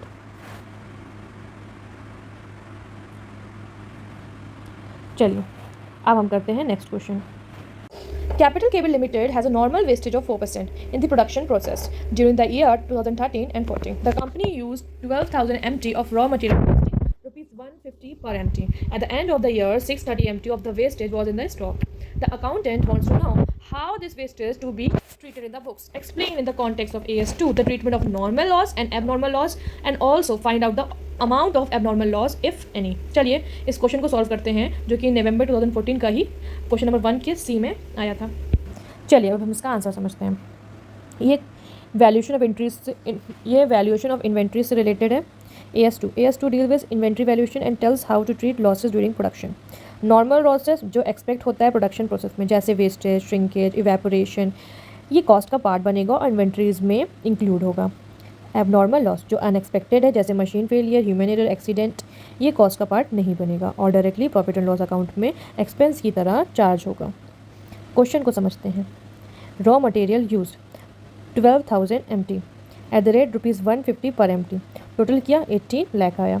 Normal loss कितना दिया हुआ है 4% of 12,000 MT, तो 480 MT आया। But wastage in stock कितनी है 630 MT। अब हमें एबनॉर्मल लॉस निकालना है, माइनस करेंगे total wastage minus normal loss, आया 150 MT। अब 150 MT का ही बहुत अहम रोल है, चलिए देखते हैं। नाउ कॉस्ट पर MT देखते हैं, एक्सक्लूड करना पड़ेगा हमें नॉर्मल लॉस, ठीक है। तो नेट क्वांटिटी हमारी 12,000 थी, नॉर्मल लॉस 480 था, तो कितना आया हमारा नेट MT इज़ 11,520। हम नॉर्मल लॉस हमें हटाना पड़ेगा, तो कॉस्ट पर MT कितना आया 18 लाख डिवाइडेड बाय 11,520, 156.25। अब हमने ये क्यों किया, ये चीज़ समझिए। क्योंकि नॉर्मल लॉस को हम कॉस्ट में ऐड करते हैं, ठीक है। तो जितनी हमारी कॉस्ट थी उसको हमने, बट जो हमारा एब नॉर्मल लॉस है उसको हम अलग से रिटर्न ऑफ करेंगे, तो इसलिए हम कॉस्ट पर MT निकालते हैं। तो cost per MT 18 lakh, normal loss को माइनस करने का MT कितना बचा 11,520, तो हमने निकाला कॉस्ट पर MT 156, राइट। अब एब नॉर्मल लॉस 150 MT है, इसको 156.2 से मल्टीप्लाई किया तो 23,437 बचा, ठीक है। अकाउंटिंग ट्रीटमेंट हमारा नॉर्मल लॉस को कॉस्ट इन्वेंट्री में एडजस्ट होगा, ठीक है। नॉर्मल लॉस का कॉस्ट इन्वेंट्रीज में एडजस्ट होता है, एब नॉर्मल का प्रॉफिट एंड लॉस में एक्सपेंस होता है। AS2 का इंपॉर्टेंट कंसेप्ट जो इन्वेंट्री वैल्यूएशन और कॉस्ट एलोकेशन को अफेक्ट करता है। नाउ एक चीज़ समझते हैं, meaning of reputable presumption and it's use in AS 26। Reputable presumption का मतलब होता है एक अजम्पशन जो बाय डिफॉल्ट करेक्ट माना जाता है, लेकिन अगर स्ट्रॉन्ग एविडेंस हो तो गलत प्रूफ किया जा सकता है। Why is use in AS 26 intangible asset. AS 26 कहता है किसी भी intangible asset like patent, trademark, goodwill की यूजफुल लाइफ 10 ईयर्स से ज़्यादा नहीं होती। ये एक रेपुटेबल प्रिजम्पशन है, ठीक है। रेपुटेबल का मतलब अगर कोई कंपनी प्रूफ कर सके एसेट की 10 ईयर्स से ज़्यादा चलेगी तो वो लॉन्गर लाइफ यूज़ कर सकता है। प्रिजम्पशन डिफ़ॉल्ट रूल यही है कि यूज़फुल लाइफ 10 ईयर मानी जाती है अनलेस कोई स्ट्रॉन्ग जस्टिफिकेशन हो तो, ठीक है। नाउ अब हम देखते हैं 2014 का दूसरा question. Now, Blue Chip Equity Investment Limited wants to reclassify its investment in accordance with AS 13. First, long-term investment in company A costing rupees 8.5 lakhs are to be reclassified as current. The company has reduced the value of these investments to rupees 6.5 lakhs to recognize a permanent decline in value. The fair value on date of transfer is 6.8 lakhs. Second, long-term investment in company B costing rupees 7 lakh are to be reclassified as current. The fair value on date of transfer is rupees 8 lakhs and book value is rupees 7 lakhs. Third, current investment in company C costing rupees 10 lakh are to be reclassified as long term as the company wants to retain them. The market value on date of transfer is rupees 12 lakhs. Fourth, current investment in company D costing rupees 15 lakhs are to be reclassified as a long term investment. The market value on date of transfer is rupees 14 lakhs. Let's see, बहुत ही interesting question है और बहुत ही important question है. Now हम इसका answer देखते हैं. Why are we doing this question? AS13 accounting for investment. AS13 investment accounting से रिलेटेड है. मतलब share, bonds, debenture, other investment का क्लासिफिकेशन और वैल्यूएशन कैसे होता है. ये चैप्टर इंपॉर्टेंट है क्योंकि कंपनी अपनी इन्वेस्टमेंट को मैनेज करते वक्त उन्हें रिक्लासीफाई कर सकती है, लेकिन उनके प्रॉपर अकाउंटिंग रूल्स होते हैं. इंपॉर्टेंट कॉन्सेप्ट ऑफ AS13 को हम आराम से समझते हैं. इन्वेस्टमेंट क्लासिफिकेशन, करंट इन्वेस्टमेंट होता है और लॉन्ग टर्म इन्वेस्टमेंट होता है. करंट इन्वेस्टमेंट में short term normally within a year. Then long term investment में जिसको कंपनी लॉन्ग पीरियड के लिए होल्ड करती है. वैल्यूएशन रूल क्या है? करंट इन्वेस्टमेंट को लोअर ऑफ कॉस्ट या फेयर वैल्यू पे करते हैं. लॉन्ग टर्म इन्वेस्टमेंट को कॉस्ट पर कैरी करते हैं अनलेस परमानेंट डिक्लाइन हो. रिक्लासिफिकेशन रूल क्या होता है? अगर लॉन्ग टर्म करंट में बदल गया तो लोअर ऑफ कैरिंग अमाउंट, जैसे कि ये है ना, लोअर ऑफ कैरिंग अमाउंट और कॉस्ट. कैरिंग अमाउंट और कॉस्ट अगर करंट है तो करंट से लॉन्ग टर्म में हुआ कॉस्ट पे या फेयर वैल्यू पे. कॉस्ट पे या फेयर वैल्यू. करंट है तो कॉस्ट पे या फेयर वैल्यू पे. लॉन्ग टर्म है तो कैरीड वैल्यू पे या कॉस्ट पे, कैरिंग अमाउंट या कॉस्ट पे. Question explanation step by step. अब केस 1 में क्या है? अपन ने क्वेश्चन पढ़ा. केस 1 में क्या था? लॉन्ग टर्म इन्वेस्टमेंट कंपनी है तो करंट इन्वेस्टमेंट बन रहा है. तो कॉस्ट कितनी? 8.5 लाख. लॉन्ग से करंट में जाने के लिए क्या है? कैरिंग अमाउंट या कॉस्ट. कॉस्ट 8.5 पे परमानेंट डिक्लाइन हुआ है तो कैरिंग वैल्यू कितना आएगा हमारा? 6.5 आएगा. अब 6.5 हमारा कैरिंग वैल्यू है, कॉस्ट 8.5. तो लोअर ऑफ क्या है? 6.5 इज कैरिंग वैल्यू. तो लोअर ऑफ कैरिंग वैल्यू और कॉस्ट दोनों में 6.5 आया. सेकंड में लॉन्ग टर्म इन्वेस्टमेंट से कंपनी बी का करंट इन्वेस्टमेंट में जाएगा. तो कॉस्ट कितना है? 7 लाख. कैरिंग अमाउंट क्या है? Fair value. And fair value तो कोई मतलब ही नहीं है इसमें क्योंकि हमें कैरिंग अमाउंट देखना है. कैरिंग वैल्यू है नहीं तो कॉस्ट पे ही जाएगा. बुक वैल्यू यही है. Current investment company see long term investment. Current investment से हमें क्या करते हैं? फेयर वैल्यू पे होता है या होता है हमारा कॉस्ट पे. दोनों में से जो लोअर हो, मतलब कि कम हो. तो कॉस्ट 10 लाख है. मार्केट वैल्यू है. ट्रांसफर डेट एग्जैक्टली उसी डेट पे, जिस डेट पे हम कर रहे हैं उस डेट पे लिखेंगे. ट्रांसफर डेट पे क्या है? 12 लाख है. तो दोनों में से कम कौन सा? कॉस्ट इज 10 लाख होगा. ठीक है. Current investment company D long term investment. Cost है 15 lakh. Market value transfer date पे कितनी है? 14 लाख. ठीक है.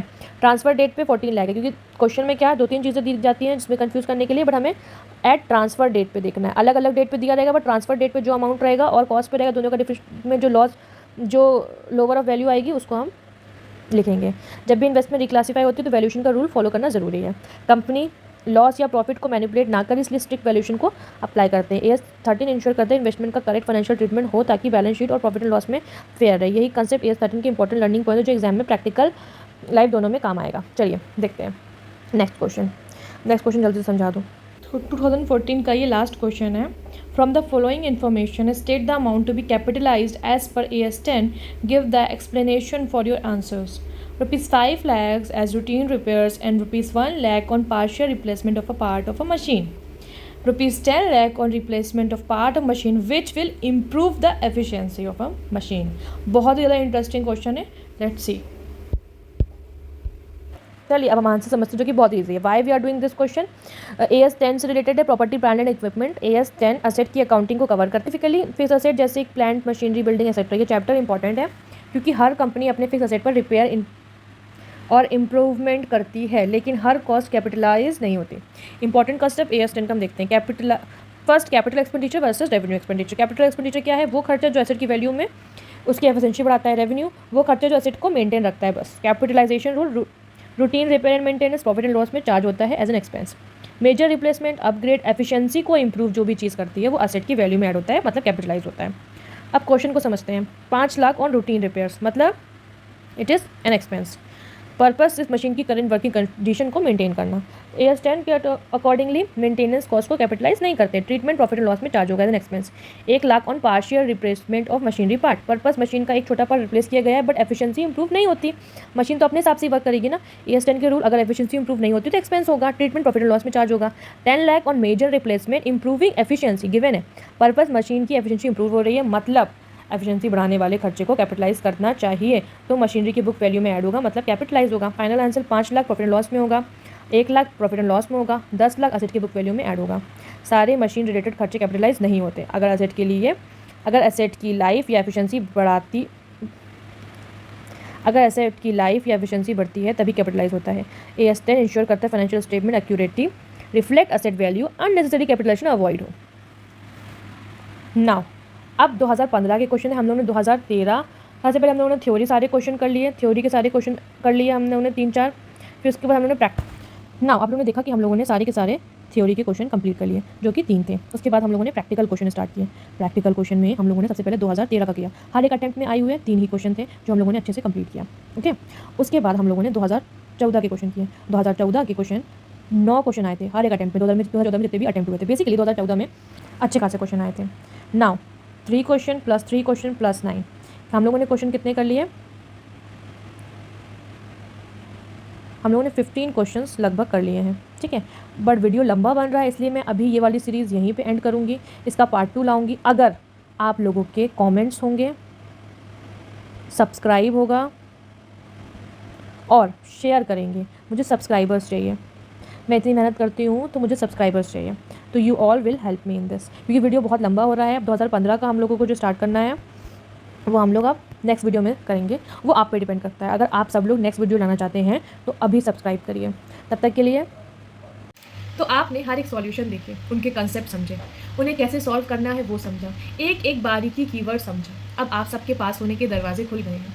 तो क्या आप सब मिल के सब लोग चैनल को शेयर नहीं कर सकते अपने दोस्तों के साथ? शेयर करके क्या मेरे चैनल की ग्रोथ में हेल्प नहीं कर सकते? Why not?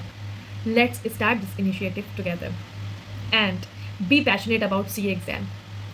तब तक के लिए अल्लाह हाफिज़, बाय।